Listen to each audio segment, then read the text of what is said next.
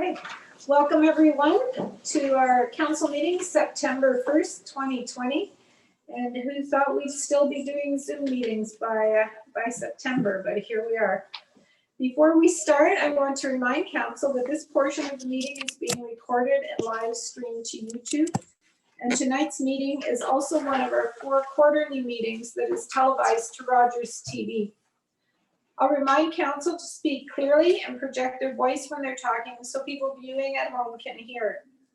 And now I'll do a roll call for the benefit of the public watching this meeting. So when I call your name, please wave at your camera and say here or present. I'm Mayor Shantz. I'm chairing the meeting. Councillor Martin. Present.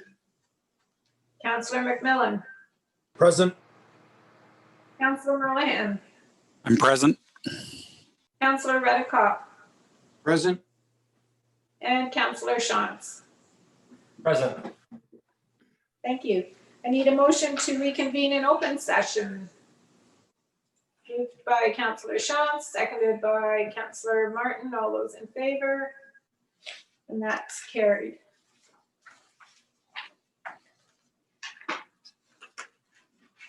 As we gear up for a fall like no other, I just want to take a moment to talk about our state of mind. This summer, although things opened up, we needed to remain vigilant and understand how to remain as safe as possible. We try to remember to take our masks when we leave the house. We leave space between us when we can. We sanitize and wash our hands like we've never done before. We worry about schools opening for good reason. No one wants to spread COVID, and we don't want our children to get infected. We are concerned with what a second wave will look like and how it will affect our income and our loved ones.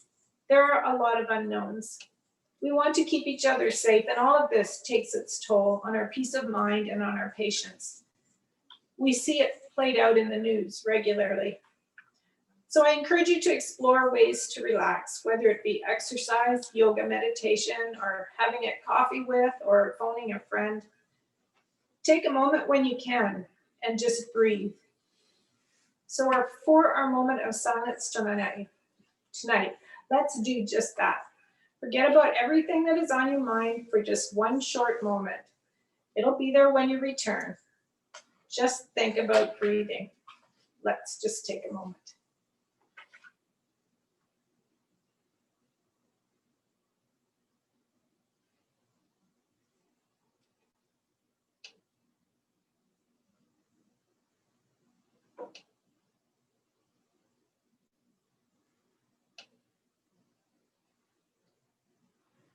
Thank you. And if you need help to cope, there are resources available. Please reach out to friends, family, or call HERE 24/7. That's 1-844-HERE 247 or 1-844-437-3247. Sometimes we all need a little help. Take care of yourself. And now we'll move on with the meeting. Just a minute while I get to my screen here. There is, are there any disclosures of pecuniary interest? I know Councillor Merlihan. Yeah. Yes, 12.2.2, the Elmira BIA appointments. The Elmira BIA is a client. Okay, thank you. And Councillor Merlihan also declared that conflict in our closed session that we previously had. I'm also going to declare a conflict of interest. It's a perceived conflict of interest rather than a pecuniary interest, as one of the properties in the Breslau subdivision, proposed subdivision, is owned by a friend. And so out of an abundance of caution, I will declare a conflict on that one. We have one item to come forward from closed session, that the Council of the Township of Woolwich, considering report C-22-2020, appoint the following members to the Elmira BIA board for a term ending December 31st, 2022. Jason Devaney, John Sintaris, and Dave Schneider. Can I have a mover and a seconder? Councillor McMillan, Councillor Redekop, all those in favor? And that's carried. Thank you.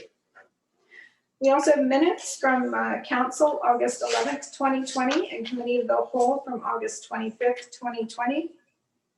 Any concerns with those? Can I have a mover and a seconder, please? Councillor Shantz and Councillor McMillan, all those in favor? That's carried. Thank you. Okay, we're going to move into the planning public now, and I'm going to ask Councillor Martin to take the chair, and I am going to turn my video off, and I will return when this part of the meeting is finished. Councillor Martin, over to you. Thank you, Mayor Shantz. We will begin our public planning meeting. Val? This is just a quick introductory statement. It takes about a minute and a half. Bear with me. In these unprecedented times, many people from all over the world have had to call upon creative measures to continue to conduct business while adapting to the public health rules and regulations enacted to keep all citizens safe during the COVID-19 pandemic. Staff were made aware of the many public wishes and requests to hold an in-person meeting. In order to conduct a planning public meeting safely, staff spent considerable time deliberating about how to fairly and effectively conduct this meeting tonight. Without the option of delaying the meeting or having a full in-person meeting, it was decided that several options would be given to the public in order that their voice could be heard. For this planning public meeting on Tuesday, September 1st, 2020, the following options were made available to the public. Limited in-person attendance in council chambers through Zoom, submission of unlimited comments for the agenda package, correspondence with their council representative, submission of a summary of concerns to be read by the clerk, delegation participation through Zoom, or submission of up to a 5-minute voicemail recording. Legislation requires we read the following statements at the beginning of a planning public meeting. This meeting constitutes the formal public meeting required under sections 17 and 34 of the Planning Act. The meeting is for information purposes only, and no decisions will be made at this time. The application will be brought forward at a future meeting of the Committee of the Whole when staff has had an opportunity to review all submissions and prepare recommendations. All those attending will be given an opportunity to speak and are asked to submit a written outline of their oral submission to the clerk. Please contact planning staff at the township to receive further notifications about the applications. Zoning and official plan amendments and draft plan of subdivision. The statement reads, if a person or public body would otherwise have an ability to appeal the decision of the Township of Woolwich to the local planning appeal tribunal, but the person or public body does not make oral submissions at a public meeting or make written submissions to the Township of Woolwich prior to approval or refusal of a proposal, the person or public body is not entitled to appeal the decision. If a person or public body does not make oral submissions at a public meeting or make written submissions to the Township of Woolwich prior to approval or refusal of a proposal, the person or public body may not be added as a party to the hearing of an appeal before the local planning appeal tribunal unless, in the opinion of the tribunal, there are reasonable grounds to add the person or public body as a party. Thank you, Councillor Martin. Thank you, Val.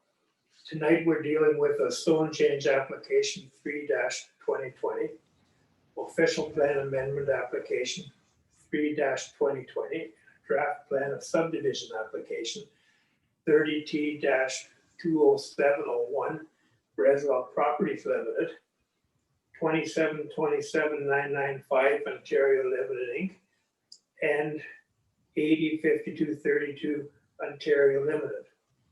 I declare the planning public meeting to be open. First, we will hear from Jeremy Vink, our manager of planning. Mr. Vink, can you please provide an overview of your report? Yes, thank you, members of council. So as you already mentioned, you went through the 3 applications we're dealing with. I'm just going to share my screen.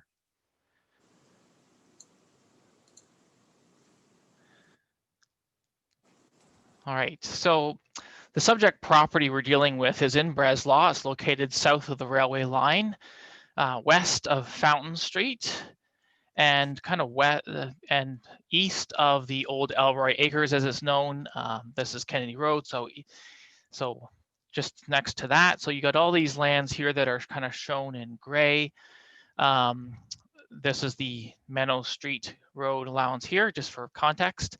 So in total, we're dealing with about 65 hectares or about 160 acres of land.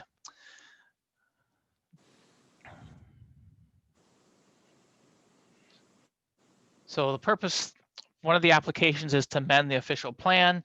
I'm going to go through the official plan maps. There's 2 official plan maps. Schedule A, which is this one in front of you, is just to amend the official plan to bring these lands into the residential neighborhood area, similar to the other areas, residential neighborhoods in Breslau, and it identifies the natural features here in the darker green. And also they're going to amend Schedule B. Schedule B map gets into a little more detail, showing the residential nature, and it starts to show a bit of the street pattern. Again, it shows the natural heritage I believe features. you're sharing the right screen. No, I'm not sharing the right screen. Did it move? Okay, That's- that's better. Is that better? Yes. Okay, so here's the natural heritage features. I'll maybe start back at the beginning if I messed that up. So here's the property south of the railway line, Fountain Street, and the gray area is the properties we're dealing with. Here's the natural environmental area here for the schedule and the residential nature of the neighborhood area that's going to be designated. This is the more detailed map again. The natural heritage areas are in the dark green.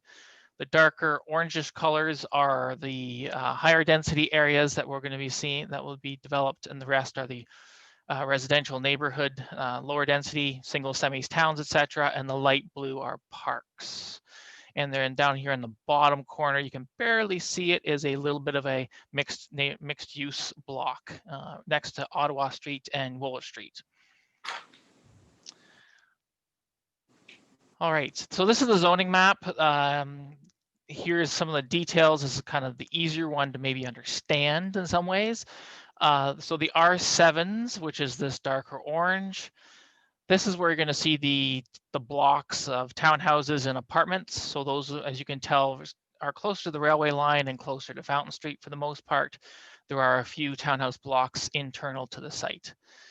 There is one block here south of Memos Street at the very bottom, next to this neighborhood commercial block here. The lighter orange, basically R4A zones. This is the larger single family dwellings. They're going to be abutting the old Kennedy Road area. So they're going to be the larger lots in the subdivision. So they're kind of wrapping around this older Kennedy Road section. Internal to the site, you see these R5A zones. That's where you're going to be seeing more of the semis and the slightly smaller lots. At the top end here, you see this O2 zone. This is a proposed stormwater block. That's for stormwater purposes. The O1 zone here next to it is a park block proposed as part of their parkland dedication. In the middle, you see this big O2 zone. This is an environmental feature that has to be retained and protected. Next to it is an O1 block off to the one side here next to Fountain Street. This is not part of the parkland dedication, but will be dedicated to the township. It is a remnant block that has no easy access under the plan, so it will be granted to the township because they can't really develop that location at this point. And over here is, on the other side of this O2 zone, is the O1 zone, is another parkland block. This is where you're going to see more of the active parkland. It will constitute part of the parkland dedication. As you go further to the south, I'm just going to note these gray areas south of this kind of Ottawa Street extension. Those lands are owned by the developers, but not under the development process at this time. They would be happening in the future at some other point. There is this gray O2 zone in here, and that's another stormwater block. So just that lays out where the different types of land uses are taking place. In total, they have to meet the density requirements of 55 people and jobs per hectare as per the regional official plan, which they intend to meet. That means there's going to be just over 1,000 residential units as a minimum. As I mentioned, they're going to be singles, semis, townhouses, and some apartment blocks that will be taking place. Just going into the road pattern a little bit here. I'm going to start at the top end. This is the Dolman Street extension. So this is proposed that Dolman will come from Woolwich Street, be cut through and run and do this bit of a curve and then hit Fountain Street. The township is working on the environmental assessment to go on the other side of Dolman. So this is intersection here would come across eventually towards the new Thomasfield subdivision on the other side of the tracks and currently under development. Internal, there's a few internal roads here. There is one internal road that runs parallel to Kennedy. That's the main one in the subdivision. We don't have any other internal roads running that up and down like that. However, unfortunately, because this natural feature block is there, they can't run multiple blocks running sort of the north-south direction. South of the open space block here, you see some more internal roads, a few internal roads. What you will also see here is Meadow Street comes across. Currently, it comes across and goes to Fountain under the way we drive it today. The proposed subdivision will stop Meadow just after the new road in Kennedy and kind of curve it up. So Meadow will actually kind of curve up to the new parkland. It will be then, obviously then it's realigned. The new road is going to be an extension of Ottawa Street that will come across through the site and over and connect to the current intersection of where Meadow Street hits Fountain. This is also under an environmental assessment process that the applicant is doing it jointly at this point in time. So they're going through both processes. So they're working on the alignment of Ottawa Street. At this time, this is the preferred route option. So the main routes then you're going to see for the main traffic would be Ottawa Street and Dolman carrying the majority of the traffic out of the site. And that did not go as well as I planned there. So, and this is the plan of subdivision. Again, you see the road patterns that are kind of taking place here in those areas. I just want to highlight there are a few walkway blocks. So there is a walkway block next to the parkland coming through and another walkway block connecting this one street down to Ottawa Street. So there is some walkway blocks. There will be an internal walkway around the environmental feature so the community can walk around that feature. So as noted, I kind of pointed out the road connections. There is some connections here. Also, there's one here, which is the extension of what is called Scarlet Street. And that will come from Kennedy into the new subdivision towards the proposed park. And then off of Kennedy to the north, they're proposing to connect to Dolman. Both these connections here are existing stubs that are stopped at this point in time, owned by the township, and they'll be just extending those a little bit further. The entire subdivision will be on full municipal services, water, stormwater, and sanitary. Just so that you, in terms of the process and part of the staging that they're looking at doing 150 units in the first year and about 85 units every year thereafter is what the applicant is proposing. Also in connection with this, Mater's Lane runs in here at this point in time to these existing properties. Mater's Lane is proposed at the moment under this plan to be conveyed to adjacent lots as the option at this point in time. However, there is some question of whether they might be needed for servicing purposes, if that has to be altered for water or sanitary, etc. Or if the Dolman Street connection has to be realigned, it might be a Dolman Street connection over here instead of the proposed alignment that's taking place here. These are items that will be addressed as we move through the planning process. There has been comments received from the public. They've been attached for council, the written ones. In summary, the majority, and I would say the vast majority of comments we've been seeing have been about concerns with the extension of Kennedy and Scarlet into connecting with the old Elroy Acres. And that's one of the biggest concerns. There have been a few other concerns about protecting what someone called Pine Hill, the stand to the north end of the site. There's also been some concerns about what will happen with Mater's Lane, which I just kind of went over briefly. There has been a question about the amount of density and preferring to see more singles and semis instead, if they could. And then the question just in terms of traffic in general about Woolwich Street and its impacts of the development. So in summary, that's the subdivision. Moving forward, next steps, obviously after tonight's public meeting, the community will still be given time to submit comments.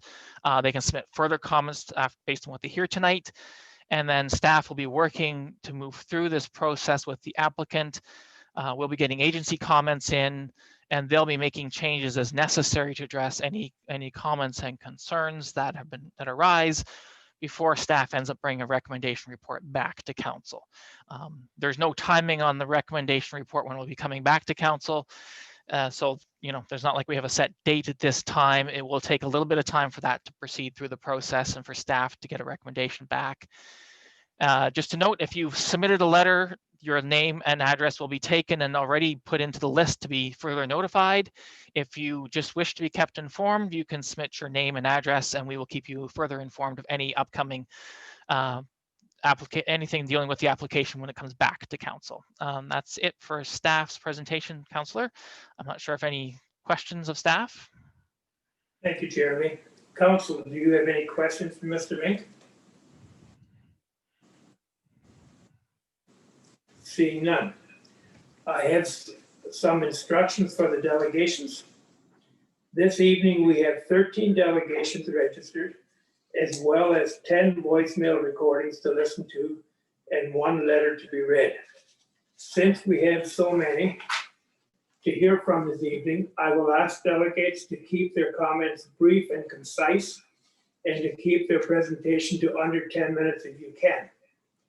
Please keep your microphone muted and your camera off until it's your turn to speak. If your mic is on and you are disrupting the meeting, you will be muted. After you speak, please wait for any questions from council. If there are no questions, please turn your microphone and camera off again. Paul Pupolo and Matthew Worseka are here with us tonight, representing one of the applications. Applicants named Pool Corp Inc., Mr. Pupolo and Mr. Worseka. I'm not sure if I said that right or not. You may turn on your microphones and cameras on and begin when you are ready. Welcome. Can you hear me all right, Mr. Chairman? Yeah, we can hear you. Excellent. Thank you, Chair Martin and your worship and members of council. My name is Paul Pupolo, and here with me is Matt Warzink, and we're here in attendance to present to council the details of the Breslau plan.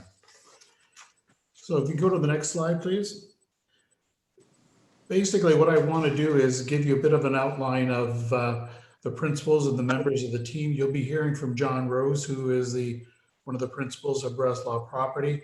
Randy Walton and Laura Sinowski are here on behalf of the Walden, but they will not be speaking. Myself and Matt, of course, will be providing the major presentations regarding the draft plan. Number one, we're going to provide you an overview, and I think Jeremy's already given you a bit of an overview, the relationship of the site to Breslau community. Speak a little bit about Ottawa Street Eea, because there was a number of comments and understanding of the process. Talk a little bit about the functional servicing, hydrological investigation, and then conclusions. I wish to advise council that we have read the comments from the residents, and throughout the process of my presentation tonight, I'm hoping to, and I will attempt to clarify or respond to them as much as we can. And specifically, we're going to talk a little bit about Mater Lane, Ottawa Street Eea, and on Scarlet Street. So the second slide here, the third slide here shows you essentially the ownership pattern, which I think is very, very important. Breslau Property owns the majority of the lands. And of course, now they have purchased the Parks, Mater's lands, and they are owned by the Breslau Group. At the bottom there is the Walden lands, which is which fronts onto Woolwich Street and connects back to the Breslau property lands. Next slide, please. This, I think Jeremy has gone through it, but I just want to quickly go through some of the major landforms and land uses in the plan. Starting at the top, we're going to go clockwise. We have basically a park and a swim pond combination. The next ones we have is essentially the semi-detached in the middle of the plan.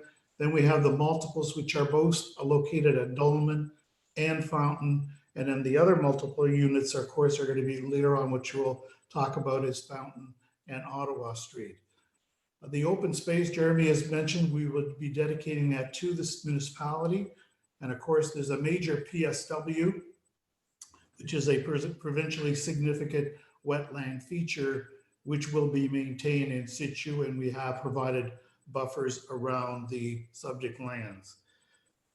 There is also a major park in the center of the community of this, the Breslau Walden lands, which is going to be developed in conjunction with the city or with the township, and we've had a number of meetings. At the bottom, of course, we have the stormwater management pond, and of course, on the other side, on the Walden lands, we have the live and work units, which are not quite commercial, but basically it would be a dentist or a practitioner living upstairs, and his practice would be on the main floor. And then beside the resident, on the other side of the Walden lands is the R7B lands, which is a mixture of housing form, which includes street fronting singles, which would back onto the existing homes on Memos, and then also the townhouses, which would back onto the Ottawa Street. Next slide, please. This is to illustrate the connectivity with the Breslau community, and I think Jeremy already kind of alluded to it, but at the top end, you've got essentially Dolman Street in green. At the bottom, of course, you have the local regional road, Ottawa Street connection, and then, of course, you can see the internal connections throughout the plan that Jeremy has basically gone through. One feature I just want to talk about a little bit is the Scarlet connection. That is an open road allowance that the city has, or the township has owned for a number of years. And I just want to advise the residents that are listening in that we have read and your comments, and I think the residents have expressed an interest to make Scarlet a multi-access trail versus a road. And I can advise the residents and the people that are listening in, we're going to review that with township staff to assess how that would affect the traffic flow, the connectivity for the community. So we're going to be taking that under advisement very seriously. Next slide, please. This essentially talks about the walkability analysis of the proposed park locations. And there is one park at the top end next to the storm pond, and then there's the major one. The major one, of course, is in the adjacent to the PSW. And the creation of the major park will have significant playground for children of 2.5 years and older, and a small picnic shelter, accessible seating, as well as mentioned before, is trails around the PSW. And just as I was saying, is the other thing I just want to emphasize that regarding Mater Lane, we have a number of options open to us. We could leave it open as a functional open space and connection and walking trails. It could also serve as a servicing corridor. So those are sort of the options we're going to be looking at with the staff to see what is the best and the highest use for that area for the community as a whole.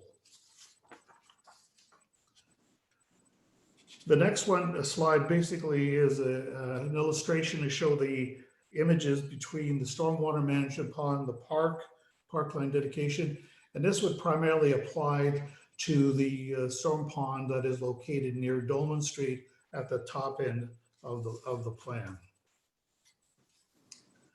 In terms of servicing, we could advise you that number one, from a servicing sanitary point of view, there is full capacity on Woolwich Street and Dolman Street. Essentially, the servicing is split into two parts. About 2/3 of the lands would go from north to south back to Woolwich Street and Andorra, and then the rest of it would go to the Dolman Street and Woolwich side. From a water services perspective, the existing water system has capacity and is well connected at 4 points. From a stormwater management perspective, I think we've talked about that already. There are 2 proposed stormwater management ponds to service the subdivision as a whole. Next slide, please. I want to spend a little time on the Ottawa Street Eea just to give residents some clarification of the Ottawa Street Eea. Number one is the Ottawa Street Eea integrated Eea, as the word mentions, is running concurrently with the draft plan of subdivision. So number one, we did have a public meeting last year in late December, and there will be another public meeting. And I just want to make aware of the residents can provide comments through the Eea process. And we've tentatively scheduled a next public meeting to be in late September 2020. Also, I would advise the council that preliminary plans calls for Ottawa Street to be constructed in the early phases of the plan, so that it would relieve a lot of the traffic flows through the subdivision, and it would go back to Fountain Street and the Ottawa Street area. Number 3 is the truck routing plan will be prepared and be part of a draft plan conditions in order to minimize traffic through the subdivisions. And this is very typical in a major subdivision such as this, is to prepare a traffic study or a truck routing plan, as is referred to, which will advise where traffic and construction traffic will go, so to minimize traffic going through the various existing residential areas. Ottawa Street at the very beginning will be initially a 2-lane local road of 20 meters. And then, of course, it will be, in the fullest of time, it'll be a 4-lane within the 35-meter, right away. Just want to say that finally, the preferred route has not yet been determined. What is illustrated is our various options. A is do nothing, B is a northern route, C is the southern route, and D is a sort of a modified mid-range route. The way it will be determined, there will be public input in September, October, then the agencies will be reviewing it, and then the route will be determined in conjunction with the region, the township staff, and also the MOE. So as I've indicated, that these 2 will be going concurrently, and we hope to have the EA and the draft plan probably done by early 2021. Next slide, please. This really deals with the wetland, water balance, and potential infiltration and the hydrological investigations. And I just want to point out that we are working very closely with the township staff related to the Breslau drain in the area to improve the drainage in the area. And we've had a number of meetings with township staff and Ken Smart and Associates, who are the consultant for the township on the drainage issue. Currently, the groundwater now flows in from an east to west flow. We will be looking at directing it from north to south but down to the storm pond at the very bottom in order to improve the existing PSW to the south, as well as to improve the water flow.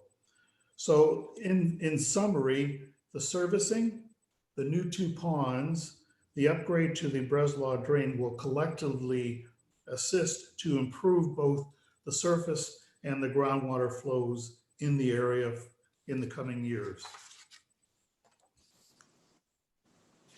Next slide, please. So in conclusion, what I want to indicate is that the proposal is consistent with the provincial policy statement, as Jeremy has indicated, where it conforms to the growth plan, which calls for higher density. It conforms to the regional official plan, which talks about a mixture and a variety of housing form and higher densities. And as you can see, as Jeremy indicated, we are doing a bit of a gradation. The areas that are closest to Menno and Kennedy are lower density, and as you go further to Fountain Street, the densities will increase. And the proposed official plan is consistent with the township official plan as well. Just a few comments, and then I'll leave it open for questions, Mr. Chairman. Is that number one, this meeting is really the starting point of the planning process. Number two, we will and we have and will be reviewing the comments of the residents and make the necessary changes and we're in conjunction with the township staff. Number three, I just want to point out that it normally, when we do in the pre-March 2020, we normally would have held an open house with the community in the spring of this year to allow the community to voice their concerns and bring them their attention. Excuse me a minute there. So unfortunately, because of what has happened in our society, that didn't allow us to meet and greet and have one-on-one discussion. I personally prefer the one-on-one meetings with staff, but also with the residents, more importantly, to explain the plan in more detail. Finally, I just want to mention to you, council and the residents, we will continue to outreach to the community. I will be available by phone, email, or one-on-one meetings, and we've had some meetings already with a couple of local residents before the plan is approved. And I think you're probably going to hear the same message from Breslau and Walden later on in our presentation. So, Mr. Chairman, those are my comments on the plan, and I welcome to open up the floor to any questions that council may have related to the design of the plan. Thank you, Mr. Pueblo. Council, do you have any questions?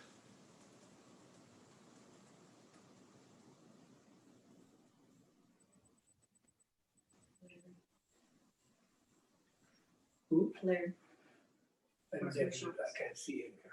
Councillor Shantz is waving his hand. Yeah, but I can't see it. What's happened here? I still got the map here in front of me. Mr. Pueblo, can you stop sharing your screen, please? Yep. Okay, Councillor Shantz. Thank you, Chair Martin. Through you to Mr. Pueblo, I have a couple of questions. First of all, thanks for your presentation, and I'm glad to hear that you're considering the road allowance into Kennedy Street. Do you have any feel as to how long that decision will take, or don't you know at this point? I think we could probably, thank you, Councillor Shantz. I think we can make that decision fairly early in the process. I think we'll have discussions with our clients. More importantly, we're going to have to sit down with with staff, and also too, I would like to have our traffic engineers look at it from the bigger picture perspective. Undoubtedly, that road was put in there for the purpose of eventually connecting the Breslau lands with the community. And I do share the concerns of the residents that about the traffic, and I appreciate those comments. Maybe there's other ways of doing it. Maybe there's traffic calming measures. Maybe there is the multi-trail. We'll take a look at all those options, and we'll get back. I think what we're hoping to do is get back in a very timely manner, and then we'll respond back to the residents and yourself. Thank you. And just a follow-up question, the Ottawa Street extension, you're talking about that being early on in the stages. I'm assuming that's from Woolwich to Fountain Street and not connecting right to Ottawa Street and putting the bridge in. No, that's correct. Yes, it would be just the other section has already been dedicated and it's been aligned. So that route you're right, from the Grand River to Woolwich Street has been established and it's in the plan. What we're talking about is from Woolwich Street to the Fountain Street and then the variations north and south. Thank you. And then the final question I have is your stormwater management. Do you have any feel for how much pressure that's going to take off the Breslau drain? Like, would it be 25% of the water or more or less, or what's your feeling on that? And I'd have to defer to our hydro G individuals, but I think it will be very significant. I can't give you a specific number, but I think it will relieve a lot of the problems that are, existing now from existing conditions. Undoubtedly, when we develop it, the impervious factor will be affected. So that, that's why we're directing it towards the south, which will improve actually the stormwater management, but also the PSW, which is located south of us as well. So I could basically say it's quite significant that it will improve the existing situation.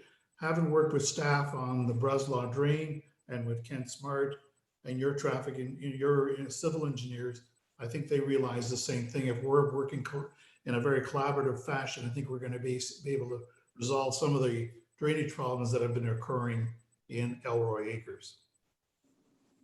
Thank you. Council, any other questions? Seeing none. Thank you, Mr. Pupolo. And Mr. Wertheimer, please turn your microphones and cameras off now. We will hear from the second applicant, John Rose of Breslau Properties. Mr. Rose, you may turn your microphone and camera on and begin. Great. Thank you, Councillor and fellow councillors and your worship. I appreciate the opportunity to talk to this. As many of you know, we've been working quite a long time on this program, and I think one of the things I'd like to say is that we've tried to always work collaboratively with the township and with residents, and certainly nothing there is going to change as we move forward. We're solution orientated, and we certainly appreciate, because this is unfortunately the first time that we've really got and received any public commentary outside of a few one-on-ones with a few people. So I appreciate, which might come surprising, I appreciate the input that we can use to hopefully improve this plan as we go forward. I'd like to say that we've worked really collaboratively with the township, and I'm just echoing what Mr. Pupolo has said, that we've had a good working relationship with the township to try and solve some of the existing problems that date back many decades. As I understand, many of the residents of Elroy Estates have had considerable groundwater issues, and we are certainly and been working with engineering and civil engineering with the township to try and help alleviate that, as well as working concertly with the Breslau Drain and their consultants. And that consultant rather. So we're looking forward to hopefully improving not only the impacts to those residents, but also the ecology. And I know we've worked with and been in concert and discussions with Grand River Conservation Authority on how we might be able to improve, and our own environmental consultants, how we might be able to improve both the, as Paul referred to, the provincially sensitive wetlands down in the southern region there, as well as the existing provincial sensitive wetlands. And we can't lose focus the fact that we have to keep that area also healthy. And we have certainly worked very hard with all of our people to maintain that. The traffic concerns don't fall on deaf ears. I also live in a small community, so I certainly appreciate everybody's concerns about how traffic will impact their homes and their lives. And we are certainly going to work with township, understanding that everybody won't always get what they want, but we're going to try and work with the challenge of trying to satisfy the concerns, the more the concerns in regards to traffic. Anyway, I think I don't really have anything else to say, but other than to appreciate the comments, and we'll certainly continue to work with township staff as we move this plan forward. And our ambitions are not to become a problem to the existing residents, but in fact to help solve some of the existing issues, while understanding that people generally don't like development all the time. But we're going to try and work with folks to try and make the community better. And I certainly have appreciated township's perspective and the staff perspective on that. And as local folks, we continue wanting to improve the community going forward. So I'll leave it at that. I don't want to take up other people's time, because I know everybody has a comment or two. So I'll throw on my listening ears, and I'll defer to council if they have any questions for me. I represent Breslau Properties specifically, have for about 7 years now as we work through the process of getting this property on. And I represent the shareholders who have owned this property since 1979.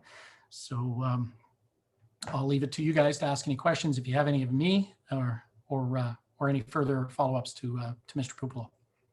Thank you, John. Council, have any questions for Mr. Rose? Councillor Mclean. Thank you, Chair. Through you, I'm not sure if this question would be for the applicants or for staff, or even if it's for tonight or for some time in the future. I was wondering, we had another developer from Breslau come in and ask for a change to what their unit limits were. And we asked in exchange for that for some effort to increase house affordability. We do know that suburban development is the most expensive for the existing tax base. We know that low density, single detached, semi-detached are the most expensive homes for people who are trying to buy new homes or trying to downsize if they're seniors.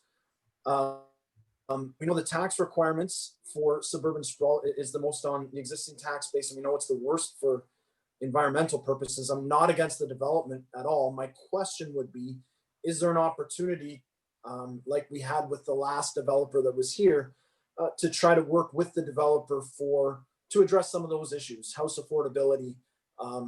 And maybe my question would begin with, how's the density proposed in the application we're seeing tonight compared to recent subdivisions that we've seen go up in Elmira and Breslau? And is there an opportunity for us to address some of these issues going forward that have really come to the forefront in our society in the last few years? Mr. Rose? Yeah, I can comment briefly on some of that, and then I'll defer to others who are much smarter on this than I am. But from my perspective as a father of two relatively, two children who are going to be in, hopefully in home ownership in the next 5 to 10 years, I certainly share, because I'm probably going to have to come up with a big part of the down payment. So I certainly share the pressures that are on people right now for home affordability. And I think, while I read some of the comments from some of the residents concerned about the higher densities, the reality is we tried when we were developing this to really take that into consideration, that there be a good mix of product. Certainly the higher densities, we understand there's a great deal of demand for the apartment that's currently being built in Breslau for that function. And we certainly respect that. And we certainly understand, the pressures that are on people. So we, just to answer very quickly, we are very open to consider, those kind of things and affordability, because, not everybody's going to have the money to afford $1 million house. We certainly respect that. And you know what, a good community doesn't have only $1 million houses. A good community has a mixture of residences. And I certainly have heard that loud and clear from the region. I've heard it loud and clear from township staff. So that is not falling on deaf ears either. And we'll certainly be open to some working with staff to try and come up with a reasonable outcome. We also understand too the current Breslau plan outlines that there are certain limits to residences that have to be built over a period of time. We've obviously asked for an exceedance of that, but we also appreciate that the higher density product is outside of that. So I think there's a lot of opportunity that we could get a jump start on maybe even the affordability stuff sooner rather than later. So I'll leave it at that. I don't want to, go any further. Thank you. Thank you very much. Okay, any other questions? Thank you, Mr. Rose. You can turn your camera and microphone off now. Absolutely. Sorry about that. We will now hear from Delegate Stan Wett. Mr. Wett, you can turn your microphone on and your camera and begin.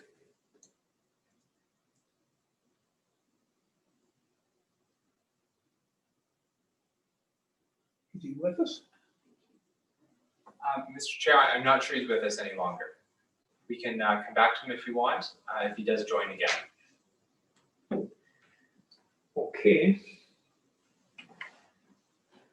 Make sure I don't miss anybody. We will now hear from Delegate Carrie Mclean. Is she with us?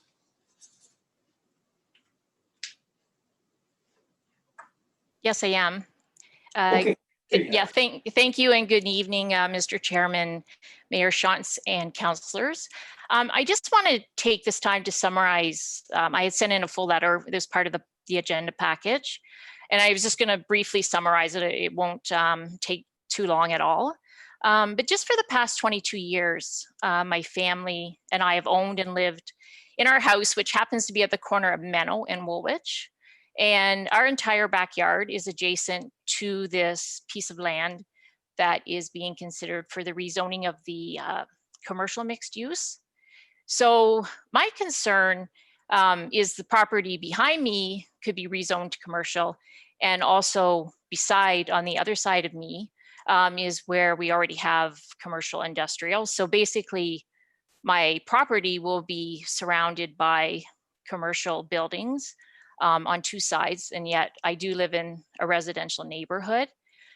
So in my letter, I had detailed some of my concerns regarding the sight lines, noise, bright lights, parking, things like that would come with a commercial building. And I also had mentioned and outlined the guidelines in relation to the commercial mixed use development and residential properties, which includes things like the fencing, plantings, size proportion of buildings to residential dwellings. My home itself is only 1,200 square feet. It's a side split, so it's not, you know, a two-story building, that type of thing. And I was just hoping that maybe some of my concerns would be alleviated if I had more detail on what was available that was going to be developed. And actually, I appreciate the presentation earlier, which indicated that it would be something like a professional work living building. But I'm just also curious about the size, because the map is showing like the complete land that would be this commercial space. So I'm not sure how big that is, how many units that would be, and obviously if it's professional building with living, I assume it's a two-story type building. So those were some of my concerns that I wanted to bring up. And some of my other concerns, I believe, have already been addressed regarding the construction route. Would the Ottawa Street expansion be concurrent or before the development and things like that? So I think that's already been addressed. I did submit a short video, which had been indicated that it could possibly be played at this time. It's just 20 seconds. But I was just, if it is available to be played, I believe Alex said that she could play that, then this might be a good time. And really why I wanted to show everyone that was because from my back door, whoops, so it's okay. That's okay. I just kind of just briefly wanted to explain that this is literally from my back door. So my back door to that property we're talking putting the commercial on is 60 feet. And this also showed this day we happen to have a lot of wildlife in the field. So anyways, you can go ahead and play that.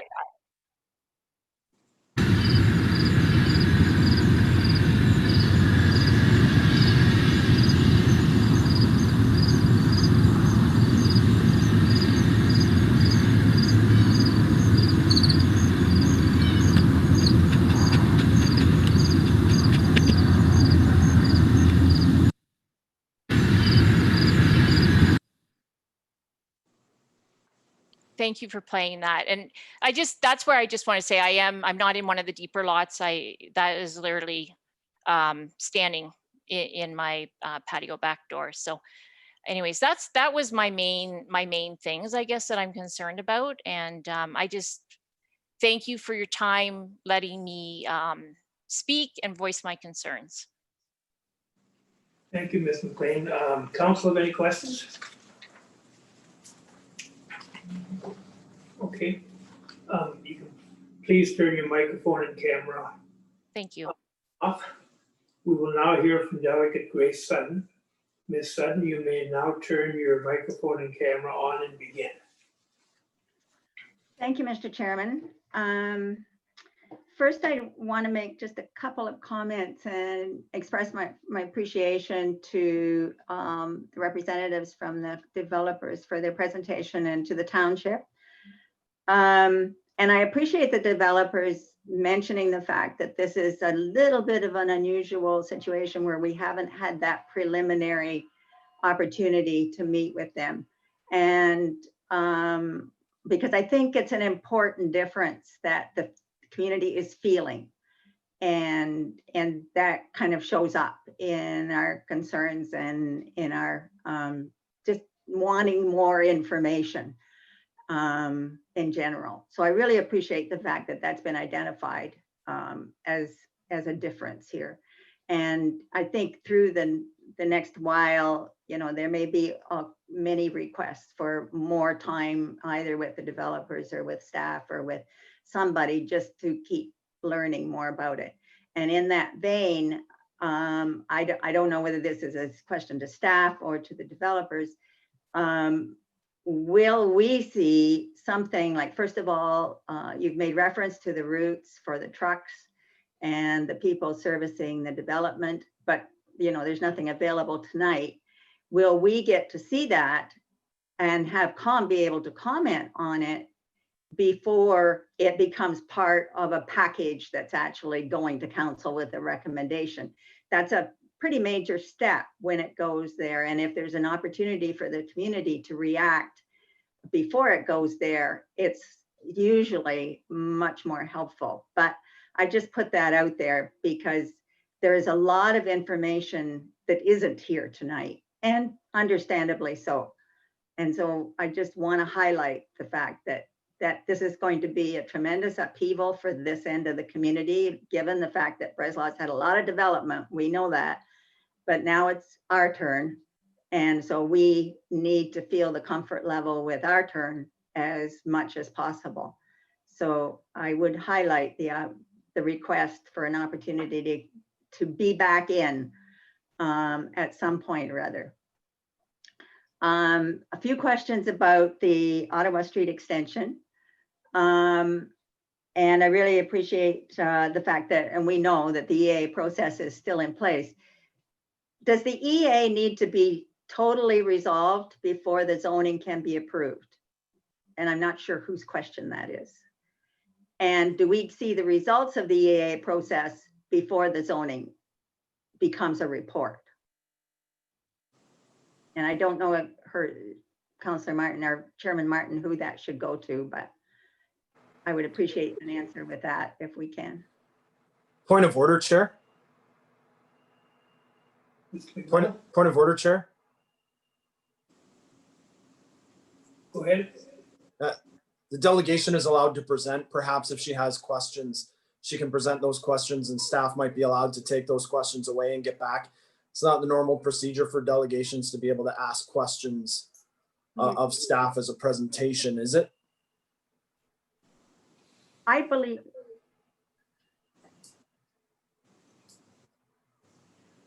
Who's going to answer that?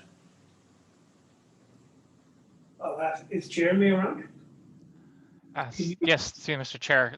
Generally, we don't engage in a conversation back and forth at a public meeting. We let the public speak, and information is taken back and then addressed later on.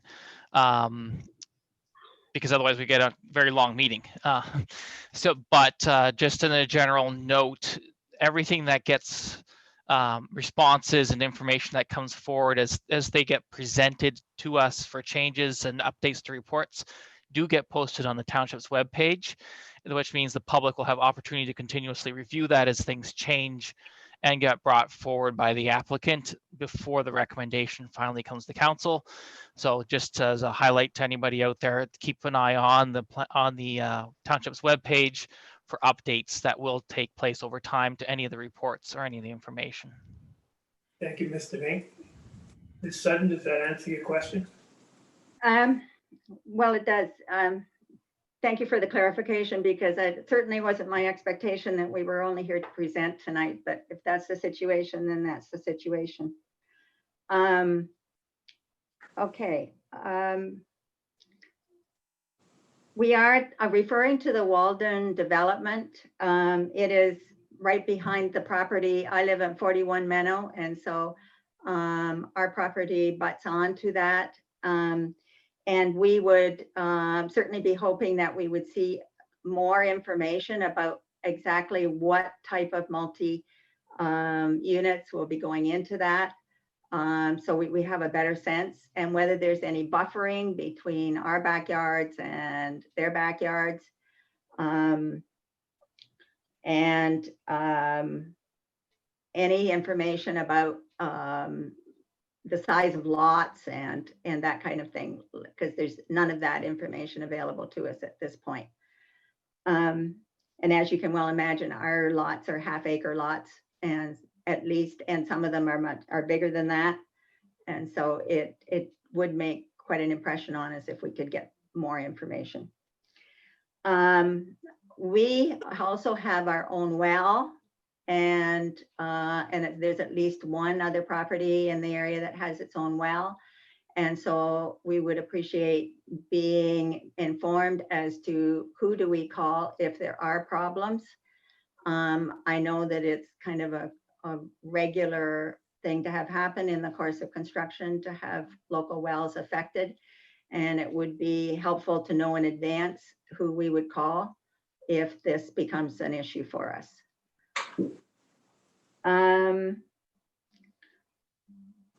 Then the one other thing that I want to highlight, and it's in writing in front of you, our property and the property to the west of us, to the east of us,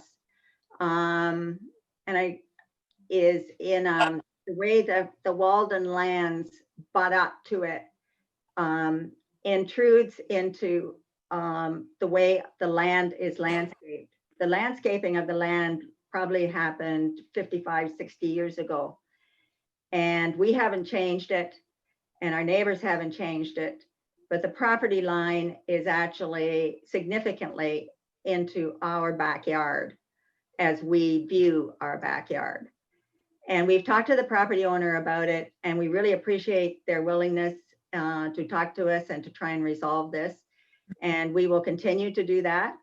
But we do think that it's an issue that needs to be resolved before the zoning is approved. And we just want you to know about it, because depending on how it is resolved, we may want to make some other requests about how the buffering is done at the back of the property. So there is a written highlight to that information in your submissions tonight. I believe that covers the areas that I was going to refer to. I would have appreciated an opportunity to ask more fine-tuned questions, but if that's not an ability, well, then we'll leave it at that. But thank you very much, Mr. Chairman. Council, any questions from Ms. Sutton? Councilor McMillan? Yeah, not a question. Just can I take the chance to apologize for stepping on with that point of order? I do apologize. We have 20 delegations here tonight, so just trying to keep it going. That's all. So I do apologize. Any other comments or questions? So Ms. Sutton, thank you. And please turn your microphone and camera off. We will now hear from Delegate Ken Ball.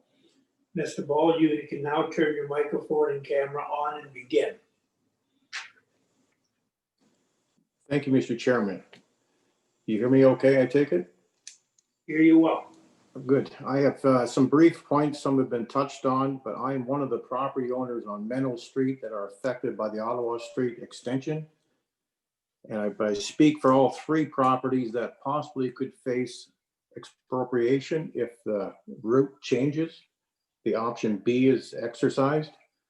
So I just want to put that out there, that it's a very emotional issue for our neighborhood here, and that we have to bring that to the forefront. And I think it should be settled, I would think, before the zone change application's actually voted on. But I'll leave it there at that. As far as the zoning itself, I see from the draft plan along Kennedy that there's single family homes going to around the perimeter of the Elroy acres. I just want to make sure that plan would carry at the back of the Walden lands. It's a different zone. We don't have that draft plan drawn though. So I don't know what will be abutting our properties. But certainly we would hope for, the use to mimic what we're doing now and have the singles come first like you're doing in the rest of the plan. So if I could just leave you with those 2 points, I think that would be it. I won't touch on any more. Thank you. Council members, have any questions?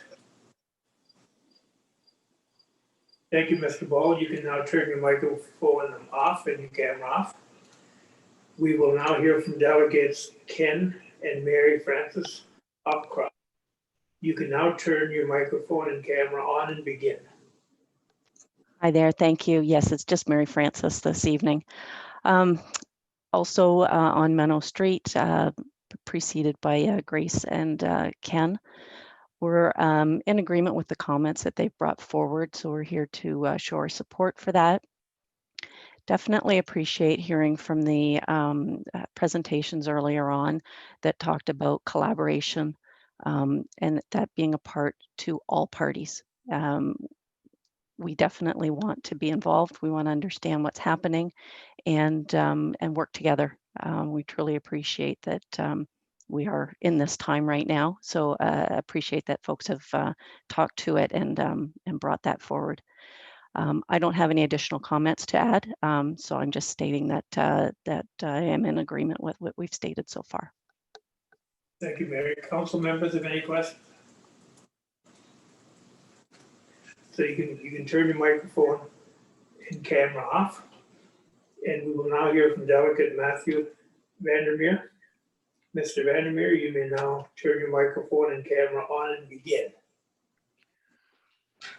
Thank you, Mr. Chairman, and members of council for kind of listening to us this evening. I'd like to start off by recognizing the work that you guys and girls do in your continued efforts during this unprecedented time. You have a thankless job at times, but I want to thank you for the work that you do, and thank you for the township and staff for making this possible to speak with you today. I've called Breslau home for about 12 years now. My wife's family has been here for over 40. Even though I am frustrated with the constant development of farmland, I understand the social pressures of home ownership and the severe lack of supply of housing in the Waterloo region, causing housing prices to skyrocket beyond what's reasonable for most young people, which has been brought up already this evening. And a solution to this problem is obviously to increase the supply of housing and to increase the density of that housing. I also live on Meno Street. I'm 27 Meno Street, so the street is well represented this evening, with probably more to come. And I accept that behind my house, we're going to get Ottawa Street, and Ottawa Street is going to be 4 lanes, and it is going to increase the density. These are things I understand. It was definitely interesting to find out that Walden still owns the easement that's beside my property, and I'm kind of curious when they're going to start maintaining it, because they don't. Myself and my neighbor on either side cut that lawn every single time. So it'd be nice to know if someone's going to maintain it, or we'll take a stipend for doing it for them. But that's a different thing, I imagine. So with that all being said, the bypass was built around Breslau to handle traffic, and traffic has come up this evening. Elroy and Dolman and Meno Street are definitely not built for this. Meno Street in front of my house is literally falling apart. Every rainstorm, I get to pick up the shoulder off my driveway and put it back in the shoulder beside the road, where that road is basically falling apart. So I'm happy to hear that we're potentially going to be changing that roundabout access onto Kennedy. We don't need any more encouragement to come down the middle of that subdivision unless we plan on building out those roads. So, I mean, and that roundabout, it's literally 100 feet from Meno Street anyway. I am happy to see that we're going to change Meno Street from going all the way to the bypass, because right now what we have is a speed trap coming down my street. As it's 80 kilometers at the first half, and then it goes down to 50. So I'm happy to see that we're going to get rid of that 80 stretch and maybe bring the whole thing down to 40. That would be awesome. I'm also happy to hear that Ottawa Street is scheduled for the early in the process, but I mean, that Route B is kind of ridiculous. I mean, you have all that space in there, and if there's not a way to find a way to get that through, then I'm sorry. But again, as mentioned earlier this evening, that when we don't have information, we tend to jump to conclusions. And when I see a draft subdivision plan that one decimates a house at the end of Dolman, and then you have an Ottawa Street 4-lane road that comes up and takes out backyards, it doesn't really sit well with residents. And we tend to get a little bit excited about that sort of thing. So I will kind of end my comments there. And again, asking the planning department and the development group here a rhetorical question. How does this development improve the walkability or sustainability of Breslau? We're often told that Breslau is now designated as an urban density. As I mentioned before, I kind of accept that. However, urban density means more than just more houses, more people. It also means jobs, stores, restaurants, pubs, walkability. Where can I walk to in Breslau? Yes, I can walk to a park. I can walk to a couple of pizza places, which is great. But I would love to see sustainability of development where I can walk to a grocery store, where I can walk to a local place, restaurant, whatever it be, so that we can actually form a community beyond just going to a park or beyond driving to down Ottawa Street to get to Zares. Like, I would love to see a plan that says, hey, we're going to build out a place that you guys can hang out around. When we lived in Elmira a number of years ago, we could walk to a grocery store. I missed that, walking to a grocery store. So I would love to see plans that improve the sustainability of Breslau as a community, and Breslau as a place where we can actually hang out together as opposed to driving everywhere we go. So thank you very much again for your time. I definitely echo the comments that the others have said. And I am encouraged by the developers and what they said about reevaluating that roundabout access to a pedestrian access, and how they're trying to work with everyone here. So thank you again for your time, and I appreciate this time together. Council, any questions? Thank you, Mr. Vandermeer. Please turn your microphone off and your camera. We will now hear from Delegate Lindsay Stewart. Ms. Stewart, you may now turn your microphone and camera on and begin. Thank you, and good evening, Mr. Chairman, Mayor Shantz, and members of council. My name's Lindsay Stewart, and I have been a resident living on Elroy Road in Old Breslau for 4 years. I am addressing the council tonight to primarily discuss my concerns with Street F. It's also known as Scarlet Street of the draft plan for the new subdivision zone change between Elroy Acres and Fountain Street. Growing up in a quiet subdivision similar to that of Elroy Acres as children, it was a dream of my husband and I to one day also be part of a community that was quiet and felt separate from the hustle and bustle of the city life. And 4 years ago, that dream became a reality when we were able to purchase our hopefully forever home on Elroy Road. Since then, we have cherished the ability to enjoy what this little community has to offer with our 2 boys, who are currently ages 5 and 3. My concern about this proposal is with Street F and its access to this small residential neighborhood. I firmly believe that the street does not need to be constructed as an access point leading into the community of Elroy Acres, and would be much better left as is, or perhaps turned into a walking path instead. In the few years that we have been residents on this street, we have noticed an increase in its use by community members of all ages as a less busy place to walk, run, and bike. We too, as a family, utilize the Elroy Acres roads to go on family excursions, all the while having less worry about heavy traffic. Since the additional home development in Riverland, we have noticed that the roads of Elroy Acres have become a more frequently chosen connection to Fountain Street. And with this new development, we have already seen increased vehicle use on Elroy Road, and honestly more frightening to me as a mother of 2 young children, at speeds that far exceed the speed limit for a residential community of this size. My fear is that by creating the street into Elroy Acres, these roadways will continue to get busier, more dangerous, and put my children, as well as many other young children in this subdivision, at risk of danger due to those that choose to ignore residential speed limits and zip through the community as a shortcut to Riverland, Woolwich Street, and Fountain Street. I also believe that by removing Street F as an access route to Elroy Acres, it will eliminate road maintenance tax dollars. Increased traffic volumes on these minor residential roadways will introduce additional wear and tear along with more policing efforts. With the conversion of Street F into a walkway or a bike path, the diversion of traffic to more capable roadways, less replacement and upkeep will be required to maintain the streets of Elroy Acres, thereby redirecting tax dollars to areas that have heavier amounts of usage. So in conclusion, I would like to reiterate that I do not agree with the proposed plan just due to the road access for vehicular traffic via Street F leading into Elroy Acres. But should this be amended to be left as is or made into a connecting pathway, I would be more accepting of this plan. Our family is aware that growth is inevitable to communities like Breslau and welcome the positive changes that have been made and continue to be made to make our community more livable for the residents that live here. Please consider the comments tonight and redevelop the draft plan with more traffic flow directed towards those areas that can accommodate it, such as Fountain Street or maybe the Ottawa Street extension. And thank you for opportunities like this meeting tonight to include residents in future planning. I look forward to working together to help keep Breslau's Elroy Acres a quiet and safe neighborhood for our children and our community to enjoy. Thank you all for listening, for your time, and for your consideration. It's very much appreciated. Council members, any questions?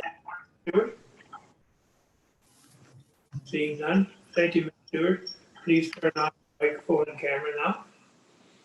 We will now hear from our final student delegates, Mark and Laura Rose. Mr. and Mrs. Rose, you may now turn on your microphone and camera and begin. I'm sorry, Mr. Chair, I don't believe the Roses were able to join either, unless they're here. I'm here. I just can't get my video to turn on. It says I'm not able to. Oh, I'm sorry, here we go. My apologies. Thank you.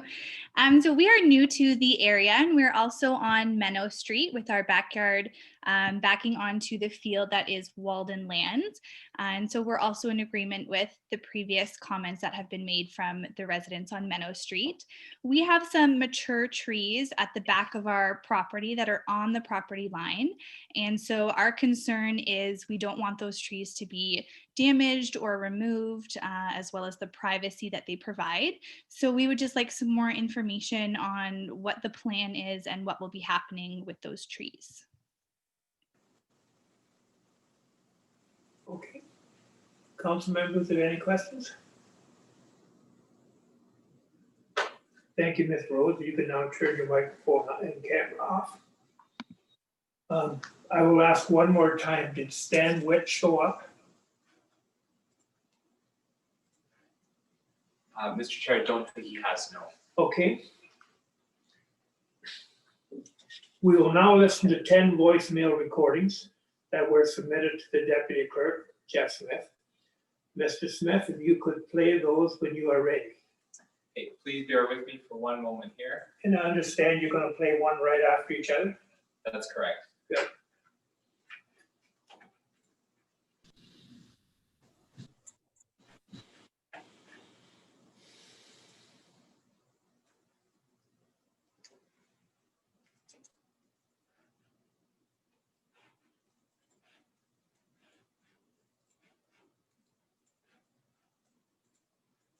Sorry, Mr. Chair, one more second here.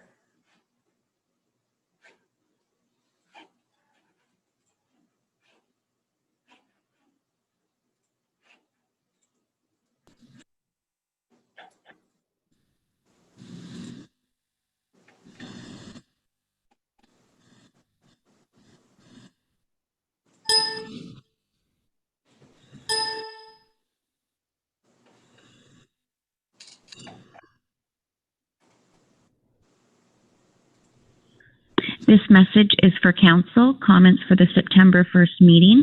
My name is Erin Fluitt. I live at 31 Kennedy Road, and I oppose the Scarlet Road in Breslau. I'm not for it. Thank you. This message is for council, comments for September 1st meeting. It's David Coburn, C-O-W-B-U-R-N, 32 Cooper Crescent, Breslau. I'm calling with regards to the Scarlet Road connection to Kennedy Road in Breslau, and want to make my statement that I oppose that connection. Thank you. Have a good day. Is it okay to start? Yep. This message is for the council to be heard at the September 1st meeting.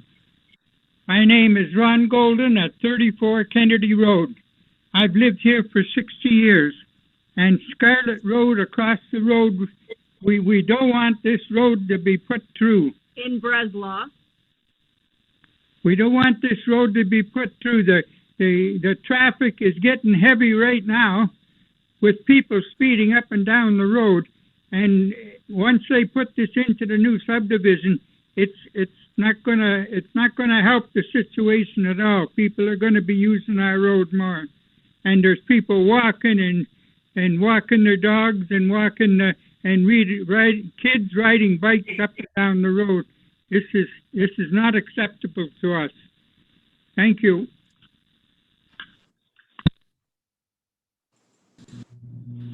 Hi, this message is for the council meeting September 1st in regards to the zone change in Breslau. I live in Breslau out in the Elroy Acres area. Just in regards to one of the streets that they want to put in, I believe it's going to be called Scarlet Street F onto Kennedy, and I think it shouldn't be there. For the simple reason we have a lot of traffic on Kennedy Road right now with a lot of young children, and just for a safety item, be wiser, I think, to just put a house in there. It'd be financially more for the township, because you'd be able to draw taxes and stuff and no cost to them. Anyway, that's my thoughts on it. I think it should just be a house in there instead. Thanks. I live in, like I said, in Elroy Acres. My name is Robert Bird. Thanks. Bye. Hello. This message is for council to be heard at the September 1st meeting. My name is Doug Barden. I live on Elroy Road in the town of Breslau.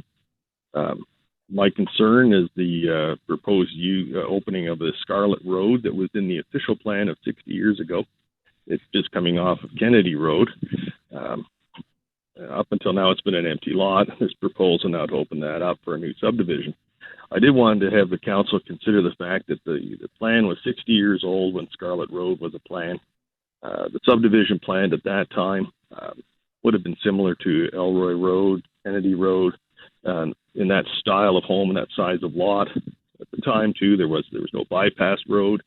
So I think times have changed enough that I think it's worthy of debate again to not put Scarlet Road through and increase the traffic in the Elroy Acres subdivision, because the subdivision really doesn't go anywhere. So that I think there's to be just a lot of traffic circling around. So I'd appreciate if council would reconsider that 60-year-old plan and look at it in light of today's world. Thanks. Bye for now.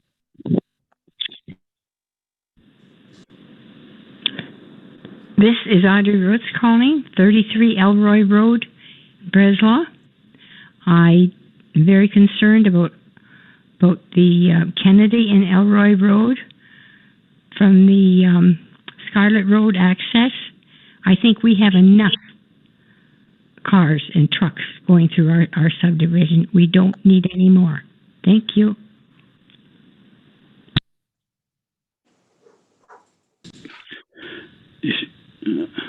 Good morning, Jeff Keats, right here calling Sunday morning around 11 o'clock or so.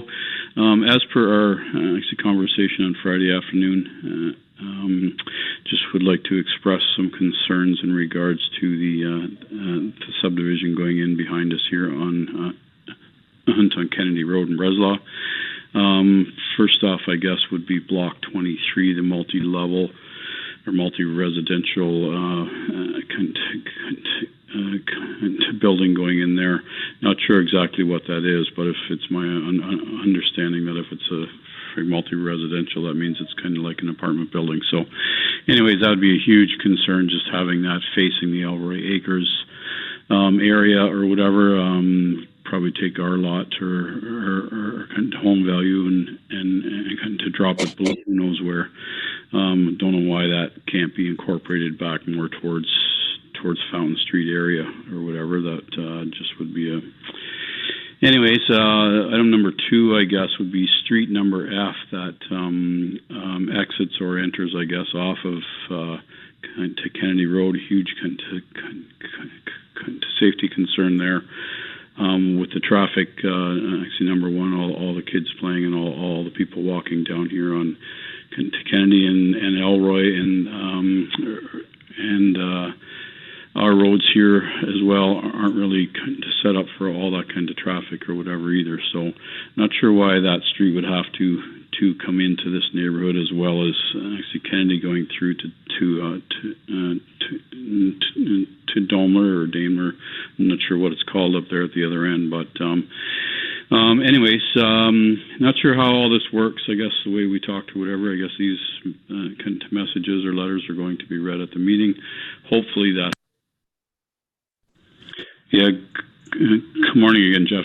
Just Keith Reinhardt. Thanks for calling back. The message doesn't let us leave a very long message on there. So anyways, those are my concerns at this point or whatever. I guess the other major one is, as we discussed, and I will likely call the mayor tomorrow and talk to her about it, is just the way this has all been kind of presented to us here at kind of Elroy Acres with these options or whatever, and not being able to go to a normal meeting during the pandemic. My opinion would be, or as well as others here, is that this be held off until such time there can be a regular meeting held.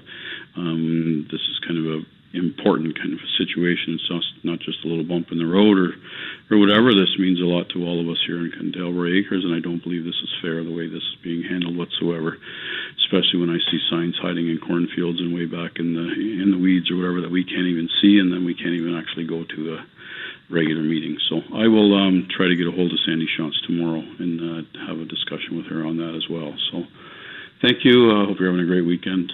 Talk soon. Bye. Hi, my name is Joan Kenyon. My address is 27 Kennedy Road, Breslau, and I am opposing the Scarlet Road access.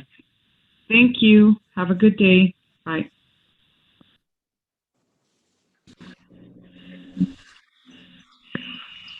This message is for council to be heard at the September 1st meeting. This is Sean Hiller at 40 Kennedy Road. My wife and I fully oppose the use of the property name Scarlet Road in the proposed plan. There are many reasons why this unnecessary connection between existing Elroy Acres and a high-density subdivision would negatively affect our community. Elroy Acres is extensively used by many as an enjoyable, quiet area for walking, children, pets, and cycling. This would become terribly dangerous with the proposed increase of traffic that the new development would create. People moved from high-density neighborhoods to live here because of its quietness. Safety of all the residents and others using Elroy Acres should be of the utmost importance. The shared feeling of our community would be forever lost with a dramatic increase in traffic. Elroy Acres community would be negatively affected by this proposed road. This was voiced in the homeowners petition, which was overwhelmingly in opposition of the use of Scarlet Road. In all of Elroy Acres, 87 affected homes, there wasn't a single resident in favor of the proposed road. We would forever lose what Elroy Acres is known for. Our unique community, safety. Once again, we firmly oppose the planned use of Scarlet Road. Thank you for hearing some of the many points not to proceed with Scarlet Road.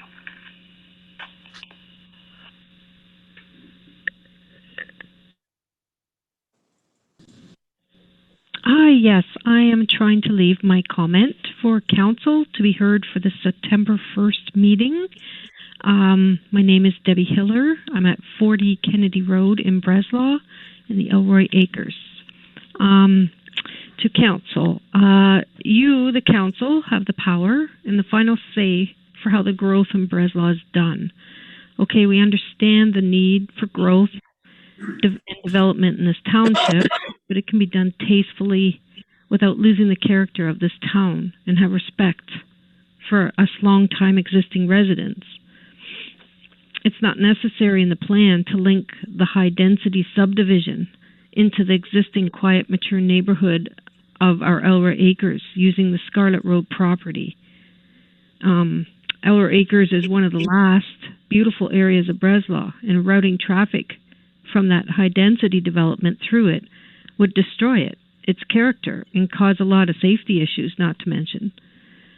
None of the residents, 87 of them on Elroy Acres, are in favor of routing traffic through Scarlet Road property. This development is impactful enough for all of us here. All we're asking is not to route that traffic through Scarlet Road property through our neighborhood and wreck it forever. Thank you. This message is for the council to be heard at the September 1st meeting. My name is Chris Grundy. I live at 46 Kennedy Road, and I am calling about the concern for Scarlett Road access to be built in the near future.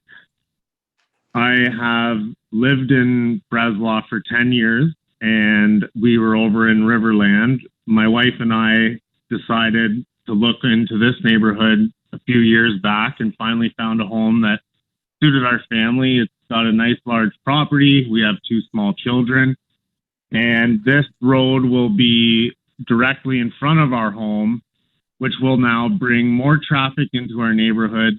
There's no sidewalks, so the kids do ride their bikes. Lots of people like to come walk back here. It's almost as if it's a trail. It's nice and quiet.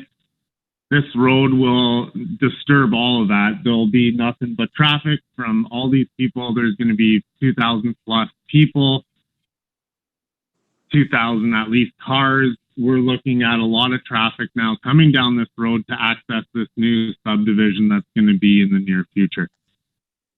My concern is that there's no sidewalks. It's definitely going to be a safety issue. There's no reason to have all this traffic. And I am opposed to having Scarlett Road as an access road. Thank you for hearing my concerns, and I hope that this can be addressed and solved. Our community is definitely against it. So thank you for hearing us. My name's Chris Grundy at 46 Kennedy Road. Thank you.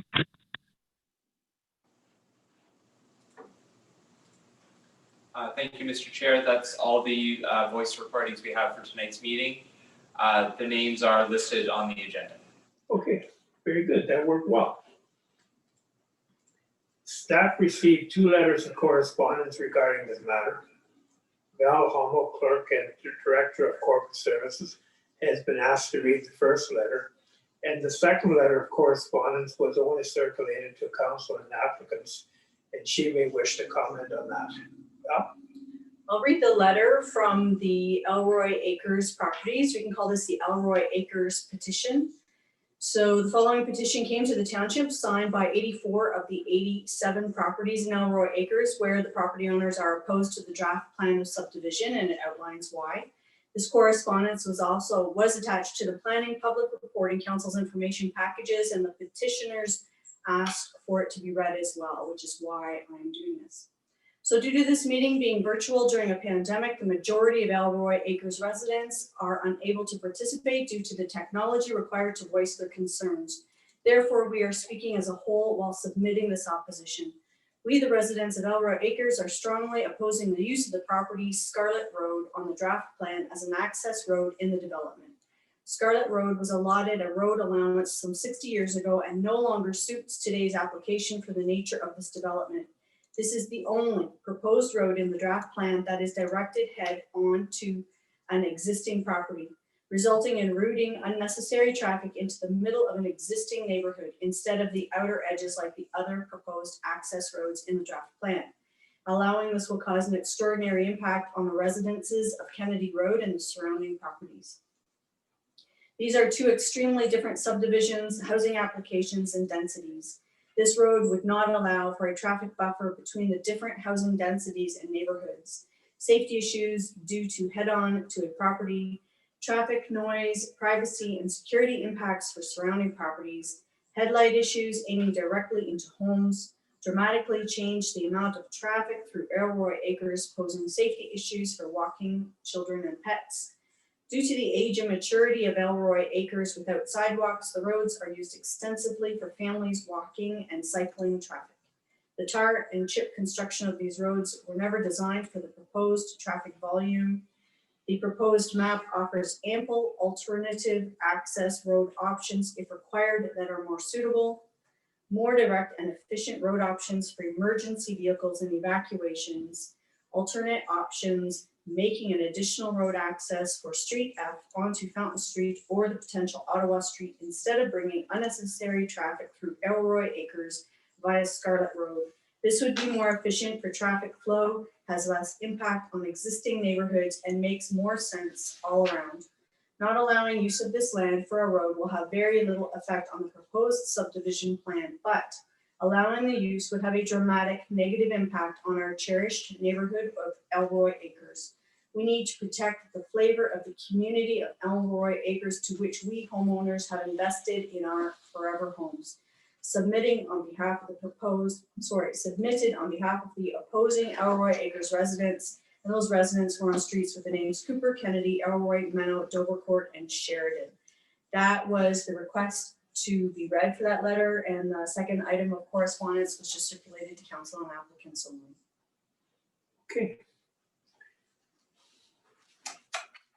Mr. Pupolo has asked if he can make some final remarks and comments. So, so I'll ask council if you will allow him to speak. Just wave at me. Looks like thumbs up. Okay. Mr. Pupolo, you can turn your microphone on and your camera, and you can speak to us.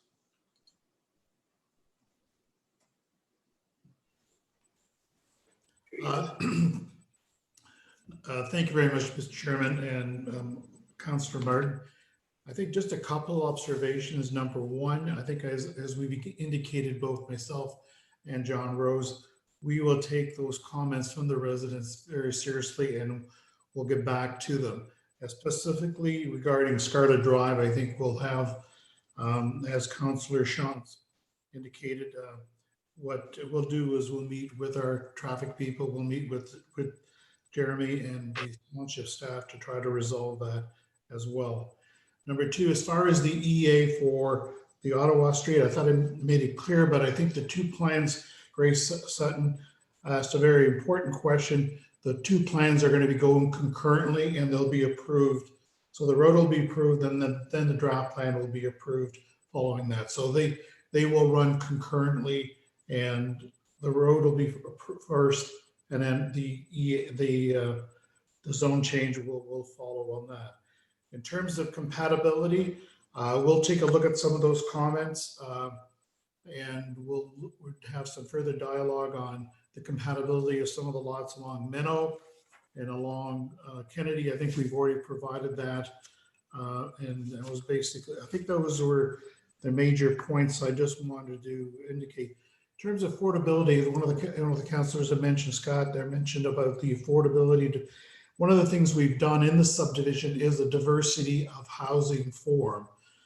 So for example, we go from singles to semis to towns, as well as potential six stories, as well as stacked housing, which is the new form of housing that is very acceptable and is very affordable to the community. So we have tried to look at that by providing a variety of housing form on that. Just bear with me, I'm just looking at my notes here. I think one of the residents mentioned block 23, which is internal to the subdivision. That is a single family condo plan. It isn't a multiple or an apartment building being proposed on that site, just for clarification, on that site. So I think the message we're saying to council, we're going to take these comments very seriously. We're going to review them. And I think and John and I were just communicating by email, we may look at some kind of one-on-one meetings, possibility of virtual meeting, as well as maybe correspondence through the emails or the distribution to the residents. So just to keep them informed on the process. And I know, Mr. Chairman, maybe if John Rose wanted to say just one other point. John? Yeah, through you, Chair, to all of the participants. We certainly hear your comments in regards to Scarlet Road, and we'll certainly take that under advisement, as Paul said, with township staff and our transportation people. We certainly don't want to cause any heartaches with that. So we'll look at, and I've been talking with Derek, my colleague here, about some potential solutions we have for that. We'll throw that in front of staff and discuss that to try and alleviate some concerns along with, and we certainly don't want to fet our council's decision on that, but hopefully we can come up with a solution that satisfies many of your concerns. The only other comment I wanted to say was briefly just on what Paul said. It's clear that you're right. I would be, if I lived there, concerned about some of the specifics to this. And we certainly under no circumstances wanted to do this in a cloak and dagger way. We want to be very transparent and open, and certainly invite you to contact either Paul or myself, and maybe through council you can obtain our contact information if this really is. Otherwise I'd give you a card, but I'm not with you. And the next thing is, we would like to maybe, and what we can do is I'll talk to Paul, we'll talk to council about holding a Zoom meeting similar to this. We can host it just as a side to talk to various people, delegates and residents, and maybe we can answer some of the questions we've already received or some of the comments that people have made, and give them further details as we go through the process. And I certainly appreciate Ms. Sutton's perspective that, that there needs to be an opportunity for more open dialogue, and we certainly are conducive to that, and we make that happen. Thank you. Thank you, John, Paul, for your comments. Councilor Merlant. Yeah, through you, Chair Martin, to probably Mr. Pupolo or Mr. Vink. I'm just wondering if you could speak to some of the phasing that you might have planned at this point, and whether you've considered phasing that would create less impact on the current residents of the Elroy Acres community. When we talked about, or in the report, it was talked about 150 homes being built the first year and 85 after that. I'm just wondering where you plan to put those 150 homes first, if it was something that could be along that corridor that backs onto the Kennedy Road residents, try and get things done all in 1 year to move the construction away from the residents and moving out towards Fountain Street. And so that would be one part of the question. The second part of the question, I guess, is more to Mr. Vink about the staging. I'm just wondering if you could explain how that works. I know one of the subdivisions has 75 per year, another has 50 houses per year, and I understand there's an accumulation that happens with over years once the subdivision is approved. So I'm just wondering if you could speak to the staging and what the official staging number is for this for Breslau properties. Mr. Vink.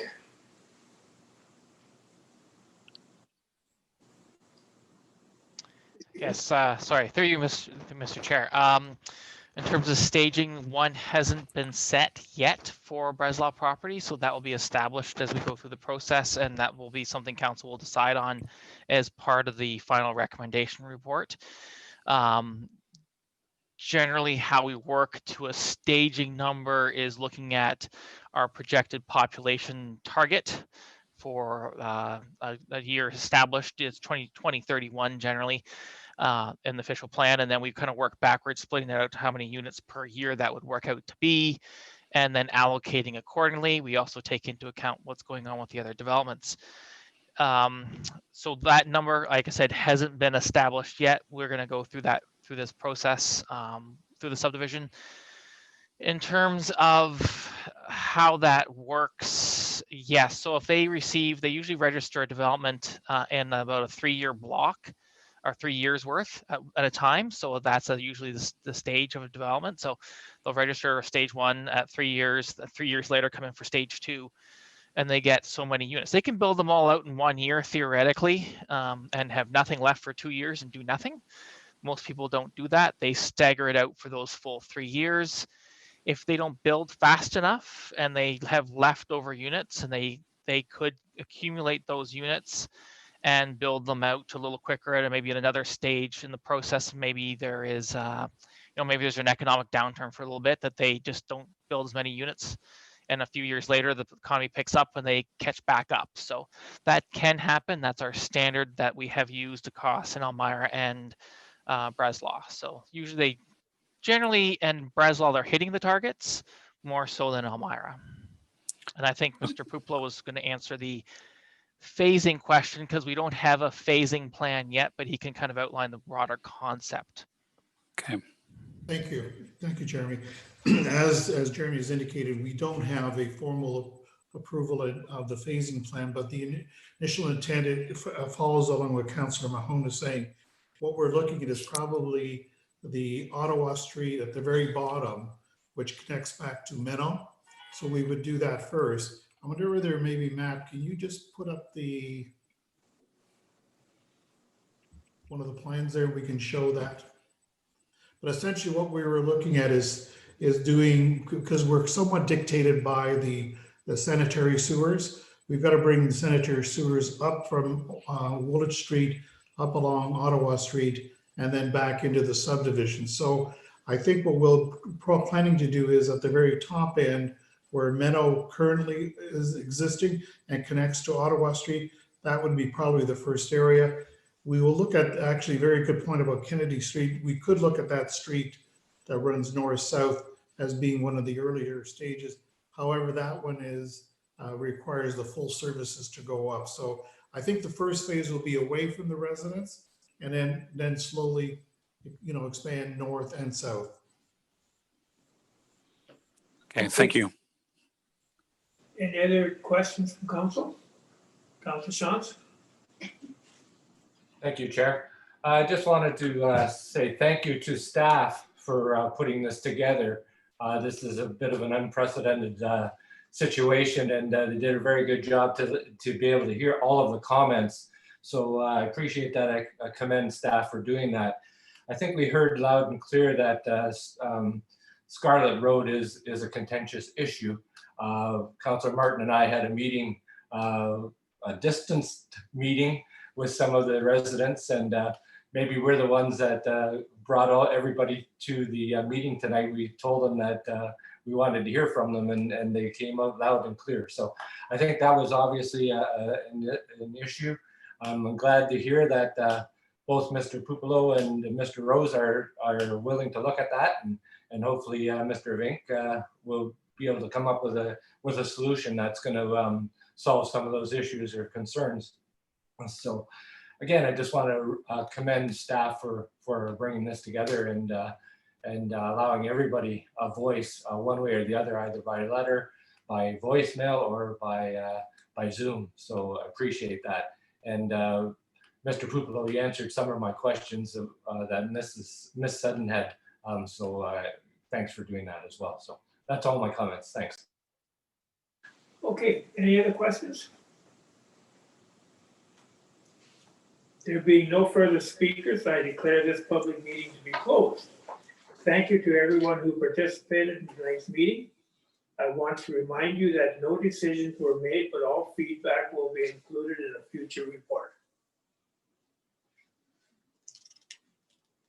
Okay, Sean, so I'll give it back to you. Thank you, Councillor Martin. And we will carry on with the rest of the agenda. We have no presentations, no more delegations, and no unfinished business, and no consent items. I need a motion that council convenes into committee of the whole. Moved by Councillor Martin, second by Councillor McMillan. All those in favor? It's carried. Thank you.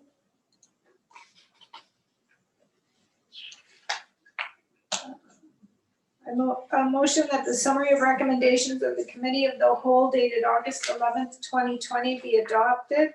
And that is appointment to the Technical Advisory Group of Wilson Lau, OPA 1 2019 and ZC 5 2019. Wayne Martin and Richard Brubaker adopting official plan amendment application for 44 and 46 Church Street West. Council composition review options and consultation. The recommendation was status quo, and also support for the Township of North Dumfries resolution on gypsy moths and the Township of Wilmot resolution on enhanced broadband connectivity. Can I have a mover and a seconder? Councillor Shantz, Councillor McMillan, all those in favor? That's carried. Thank you. And now on to staff reports and memos. Mr. Petherick, can you enlighten us? Thank you, Madam Mayor. So before council tonight is the second quarterly report. Not unfamiliar to council have seen this in the past. We are in a bit of an unusual time period with the COVID-19 pandemic going on. So I'm going to give you an update as to our finances to the end of the second quarter ending June 30th. So if we look at our quarters or if you look at a year in quarters, being that the end of June was halfway through, we should have about 50% of our net expenditures left to be spent in our operating budget.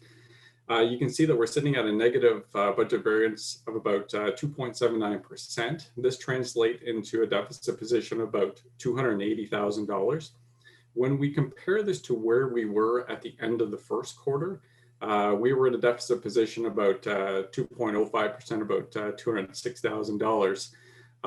As you can see, we're in a worse position than we were in the first quarter. And there are several factors that are contributing to where we are in this deficit position.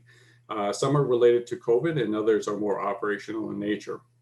The first one I want to speak to is from an operational perspective, and that is talking about winter control. Hard to believe I'm actually talking about winter control at the end of the summer, but it is something that is a very large expenditure that we do have within the township, and it has a significant fluctuation depending on where we end up in this budget, whether we're going to be in a deficit or a surplus position. So right now we are looking at about 0.25% of our winter control budget left to be spent. It translates into about $173,000.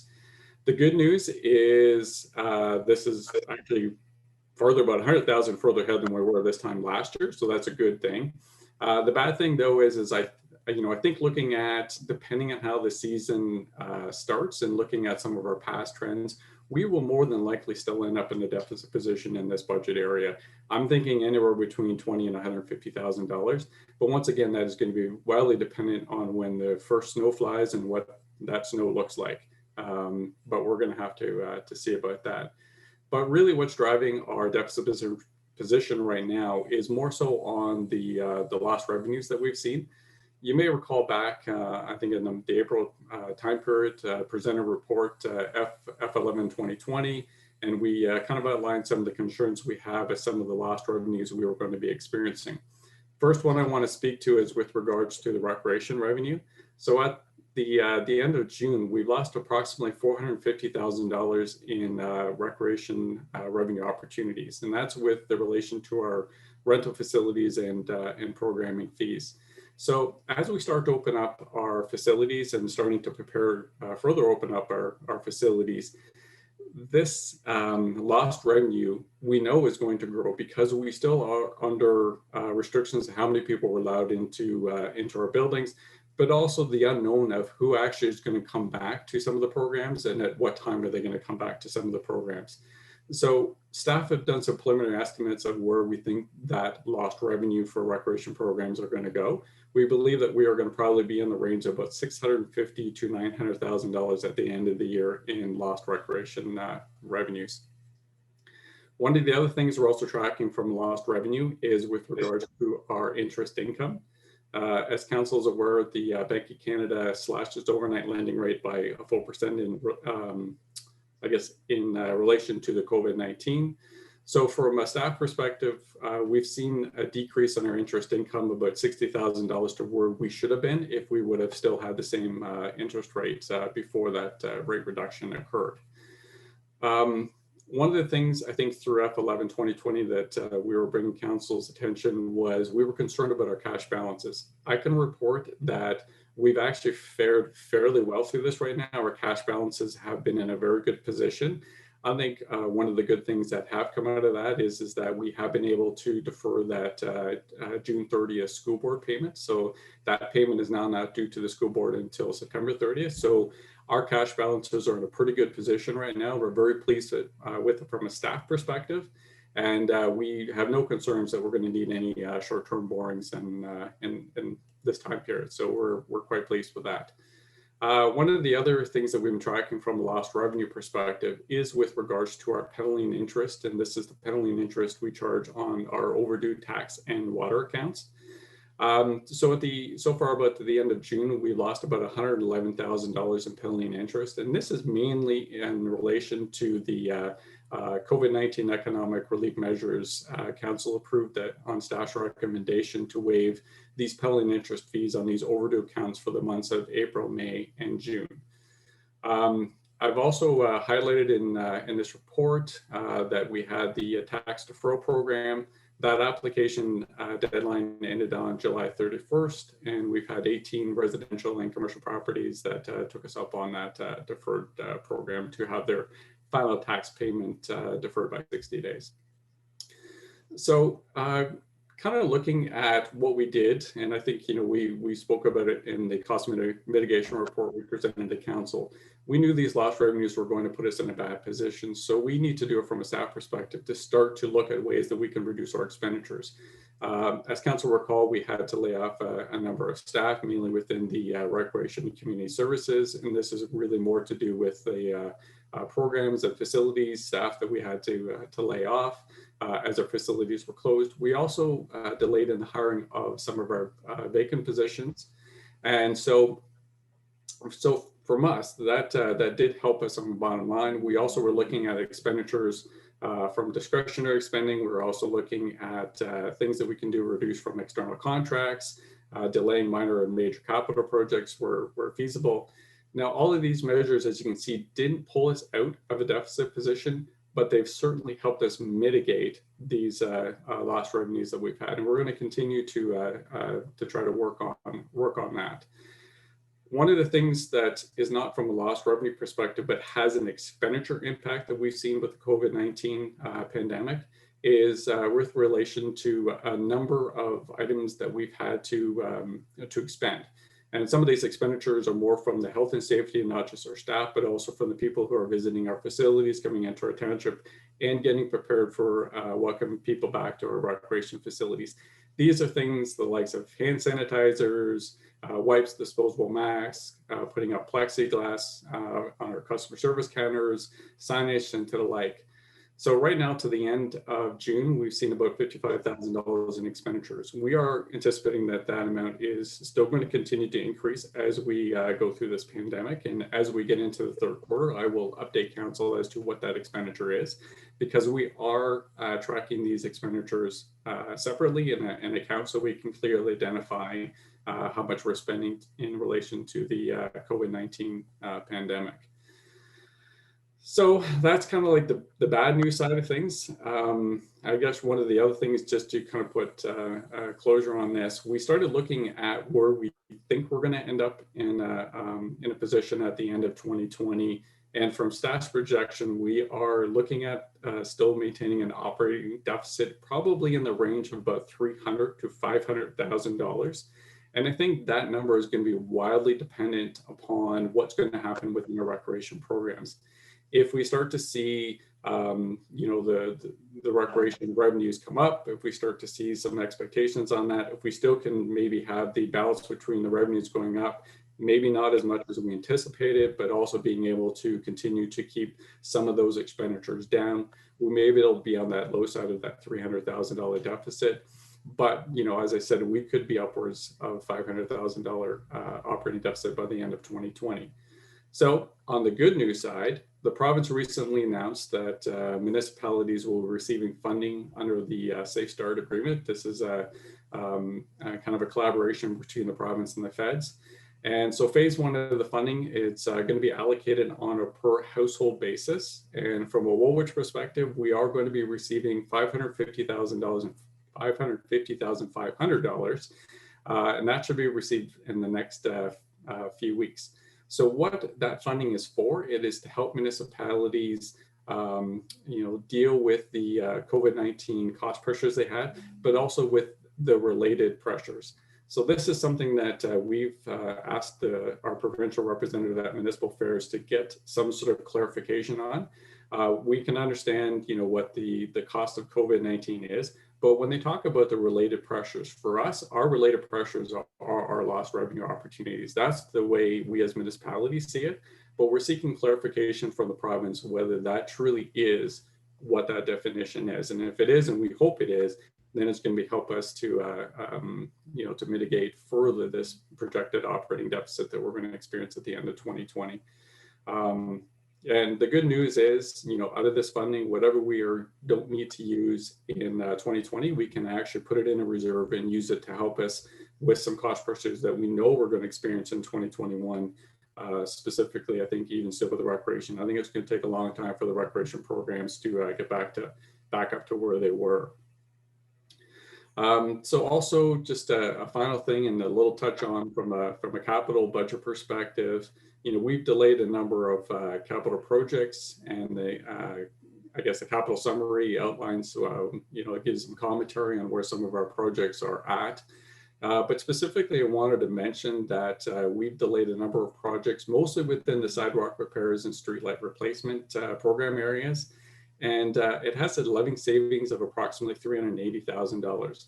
Now, we brought that up within the F11 2020 report because it is a cost saving measure that if need be, if we need to transfer any of those levy savings into the operating budget to sort of balance ourselves out, then that is what we're going to do. But we'll be bringing any report on what we're going to do with that, like we typically do somewhere in the early middle of 2021. Just a little bit of highlight and touch upon where we're sitting from a water and wastewater budget perspective. So at the end of the second quarter, the wastewater program is in a deficit position of about just shy of $100,000. But what we've seen so far in 2020 is we've seen a bit of a flip-flop between a deficit and a surplus. And I think that widely has been dependent on, we've seen some very dry weather being contrasted by some very wet weather. We've had some experience of some very dry weather, and I think this is where even now we're starting to see that deficit start to turn around into a bit of a surplus position right now, and hopefully depending on how the rest of 2020 goes, because as we know, we still have I&I issues or that influent infiltration issues within Elmira, St. Jacobs and Breslau. And so when we receive that heavy rainfall, that goes into, unfortunately, into the sewer system, which in turn gets into the region's wastewater treatment plant, and then in turn we get charged for that. So if we still continue to see a bit of a dry environment or even something that is a little more near normal, we may still end up in a surplus position at the end of the year. From the water perspective, we're just in a minor deficit position, just shy of $20,000. So to me, we're actually tracking fairly close to the budget. Once again, we've seen a bit of a tip between the deficit and surplus, but it has been pretty consistent. So I think for us, this fairly well is that we've been tracking fairly close to our budget projections. One of the things that I did highlight in the second quarter report, I just wanted to give council an update on where we're sitting with the water meter remote reading program. So we've actually secured the purchase of all the water remotes. We're just in the process of just receiving the last shipment now, and we'll be paying for that very shortly. What we're waiting for right now is to get into agreement with the Waterloo North Hydro. Because we have to utilize their technology infrastructure to be able to read the remotes. So we're waiting to get into that agreement with them. Once we're into that agreement, we'll be in a position that we can start doing the install process and start getting everybody onto the remote reads. So I think, for sure, we're definitely looking at extending this program into 2021. I think I was projecting that when we did the RFP award. So definitely looks like we're going to be heading into finalizing that program in 2021. But I can tell you we're finally moving on that project, so that is good news from that perspective. So I think at that stage, Madam Mayor, I would probably just leave it at that and say if council has any questions at this stage, myself and staff would be happy to take them. Okay, thank you, Richard. Councillor McMillan and then Shantz. Thank you, Mayor, through you. we had $111,000 lost in penalties and interest. Is that based on what we assume to collect on an annual basis in a regular year? Or is that because we decided not to charge that penalty and interest, and those were outstanding costs directly related to COVID that we then didn't collect? So through you, Madam Mayor, it's a bit of a both, and it is based on actual loss. So we took a look at what was outstanding and said, well, this is what we would have charged in penalty and interest. The side that could have been directly related to COVID, I wouldn't necessarily say that all of that could have been related to COVID. It's really hard to tell because you don't know what people's positions are. We've always had outstanding tax arrears. Thankfully for us, they've never been, hugely significant, as I've seen in other municipalities who do have struggles with collecting taxes. We've been fairly good at, and we have really good residents who actually keep the tax accounts up to date. So it is a bit of both that what we're seeing, but that 111,000 is truly what we actually lost because we waived penalty and interest for the months of April, May, and June. Go ahead. Hello, Mayor, thank you through you.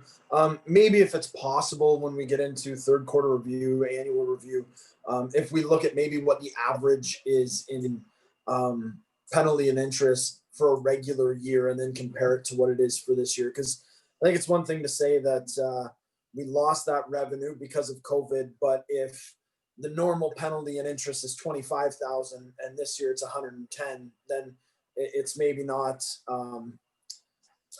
it paints a fuller picture if we know that we excuse that because of COVID and we lost it because of COVID.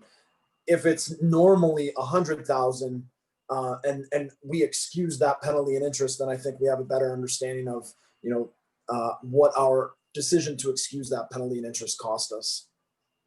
Yeah, through Madam Mayor, that's a fair point, and we could definitely do that as part of the third quarter report. Councillor Schatz. Thank you. Through you, couple of questions. I thought we were getting a handle on the I&I, and it sounds like that's still kind of biting us a little bit in the backside. So I was a little surprised to see that as part of the report and costing us big dollars. Yeah, through Madam Mayor, well, I may not do as good a justice as I think Mr. Poupé would, because he kind of lives and breathes this more often than I do. But at least from my understanding, we are helping it as we start to do, especially our sewer lining programs. We are helping the issue. I think the way I heard it described to me, and I like the way that it was described to me, it's trying to patch 1,000 pinholes in a garden hose. That's really hard to do. So we still continue to have issues, but we are slowly but surely starting to address them. I don't know how long it's going to take us to get through all of our I&I, to be honest. I mean, I think by the time we, may actually get to finishing off all our I&I, we probably have other I&I issues in other areas. I don't know. As I said, Mr. Poupé is probably the better one to answer that. He's not with us tonight, but he definitely would be the better one to answer. But from my understanding, we are starting to address it, but it's still an issue, and it will be an ongoing issue, at least for as far as I'm concerned, for a while to come. Go ahead.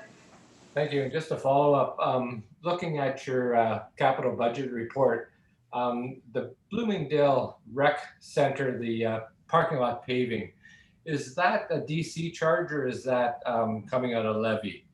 Because I don't see that happening this year at all, and I see it still on as continuing. So wondering where that's at. You're muted, Richard. Thank you. I had myself. I apologize for that. So it is coming from levy.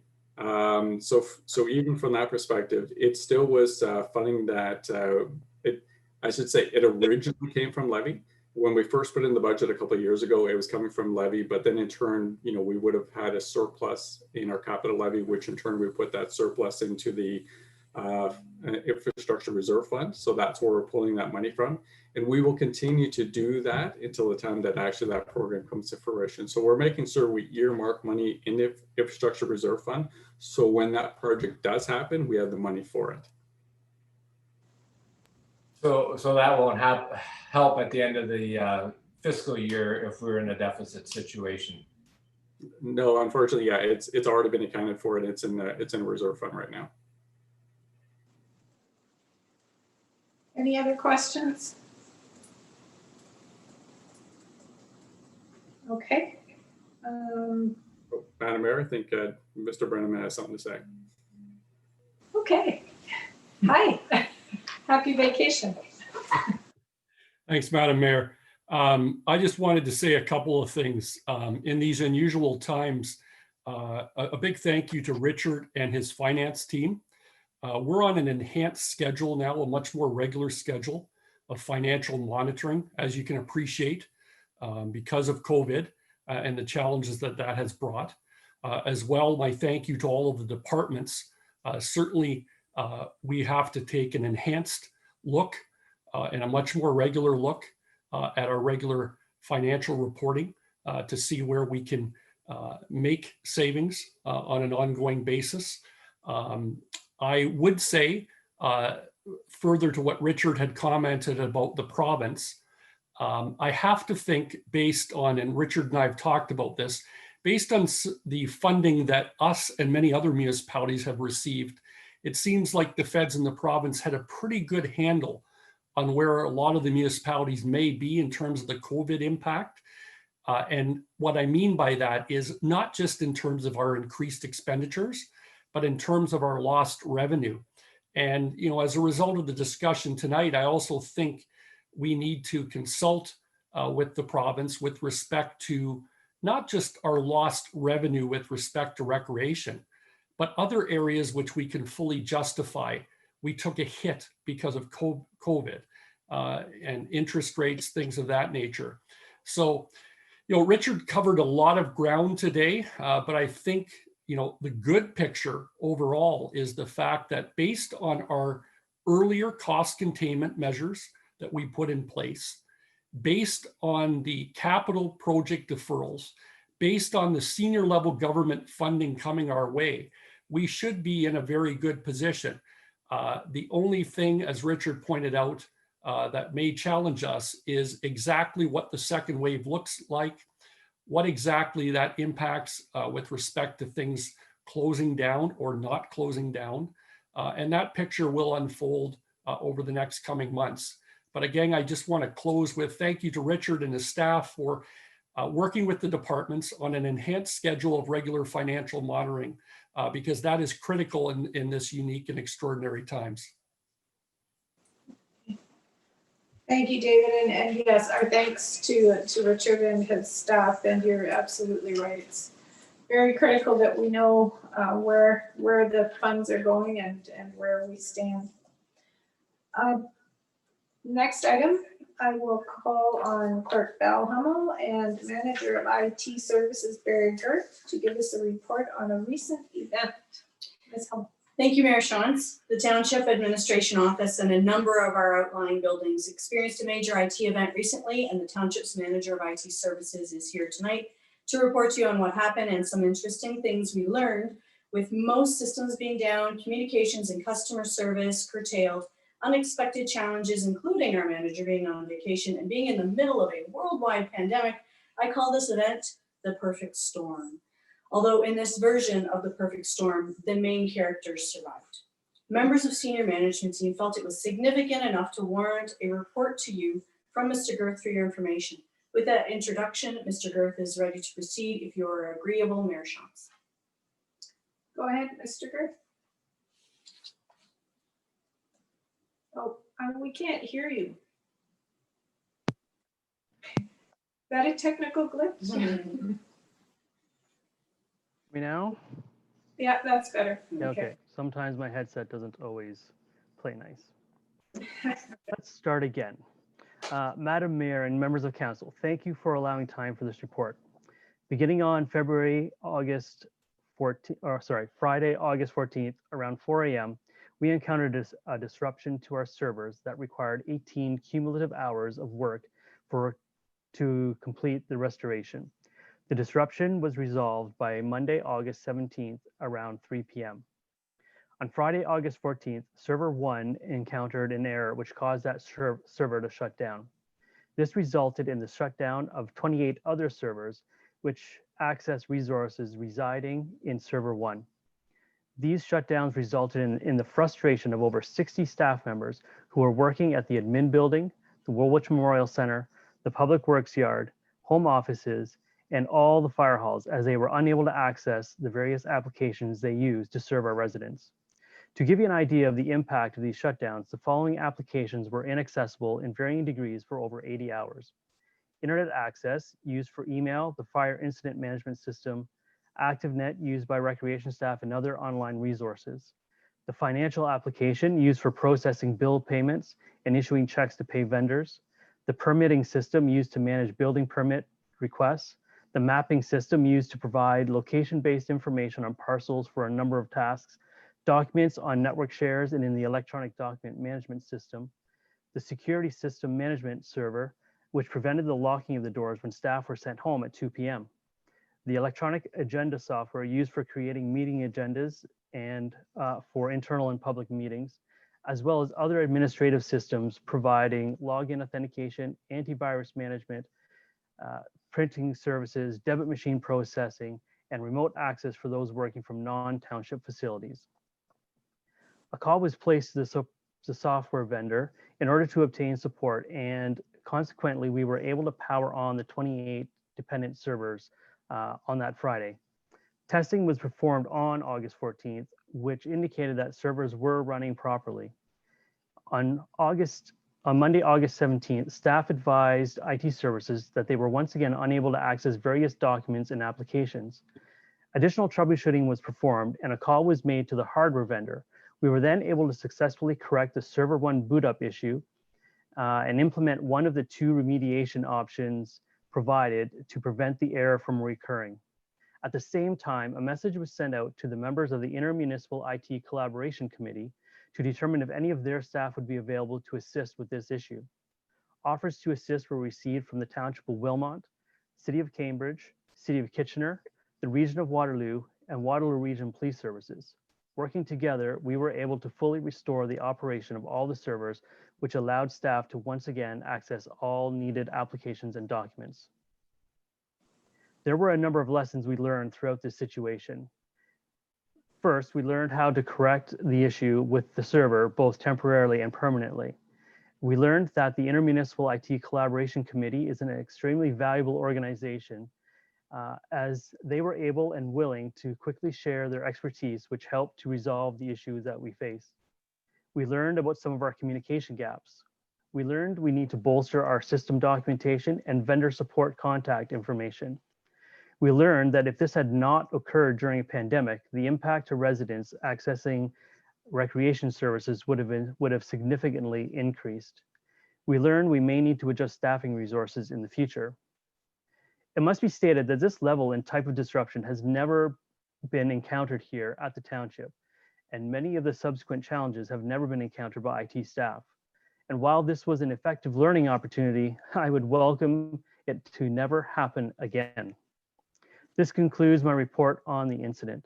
Thank you again for your time, and Madam Mayor, I am available for questions that council may have. Thank you. And thank you for getting things back up and running. So in layman's terms, what caused the problem? Was it a virus? Was it just an interruption in the electrical? What precipitated it? The root cause of the initial server 1 shutdown was a fault in a driver that is basically installed on the server. Now, we don't use that particular driver in the way that it for the intended purpose that it's there for. So one of the remediation steps was to disable that driver. So that has been done on all the servers that have that as a potential fault point. So that ultimately was a driver error that caused essentially a black screen of death on the server. So. So it wasn't any external virus or anything like that? No, it wasn't virus related. It wasn't ransomware or an attack with regards to that. It was truly an internal system malfunction that that just happened for us. Okay, thank you. Anyone else? Okay, thank you. Thanks for the report and explaining it and fixing it. All right. Next is the one I think, Pat, you have a conflict on. Thanks. Membership on the Elmira BIA. Deputy Clerk Smith. Thank you, Madam Mayor. I will be brief. The BIA has requested 2 additional members in Elmira for their board. We have included a bylaw in council's package if you wish to make that change tonight. And you have sort of signaled your intent with bringing forward a motion from closed session, which has 3 members appointed to it. You would need 2 additional members on the board to make that motion. Make that motion a motion you could pass. If passed, the Elmira BA would have a similar number of members as the St. Jacobs BA, so it's not an unusual membership number. And staff see no concerns with approving the BA's request. If there are any questions, I'd be happy to answer them. Are there any questions? Someone like to move the recommendation? Councillor McMillan, Councillor Redekop, all those in favor? That's carried. Thank you. Councillor Merlin, there you are. Other business, I don't have anything new to report from the region. Any council reports? No, seeing none. Anything on the outstanding activity list? Okay, a motion that the following bylaws be introduced and read a first and second time. We'll split them up. There's a bylaw to adopt the official plan. Amendment number 36, that's the one with Wayne Martin and Richard Brubaker, a bylaw to further amend zoning bylaw 55-86, 44 and 46 Church Street. And a bylaw to confirm all actions and proceedings of council from September 1st, and we'll take the BIA separate for Councillor Merlin. A mover and a seconder, please. Councillor McMillan and Councillor Merlin. All those in favor? That's carried. And then a bylaw to amend bylaw 19-1980 to increase membership on the Elmira BIA. Moved by Councillor Martin, seconded by Councillor Sean. So all those in favor? And that's carried. Thank you. Motion that Committee of the Whole rise and report to Council. Moved by Councillor McMillan, seconded by Councillor Ryan. All those in favor? That's carried. Motion the Council confirms and adopts the proceedings of Committee of the Whole. Moved by Councillor Redekop, seconded by Councillor Shantz. All those in favor? That's carried. We have no correspondence, no public notice, no notice of closed meetings, and no notice of motion. So I would entertain a motion that the following bylaws in the hands of the clerk be read a third time and finally passed, and that they be numbered as bylaw number 60-2020 to 63-2020, and that they be signed by the mayor and clerk and sealed with the corporate seal. Moved by Councillor Shantz, seconded by Councillor McMillan. All those in favor? That's carried. Thank you. And that is all on our agenda. So if there's nothing else, I would entertain a motion to adjourn. Councillor Martin, Councillor Shantz, all those in favor? That is carried.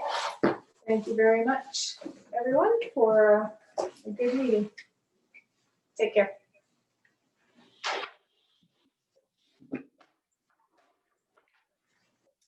Bye, everyone.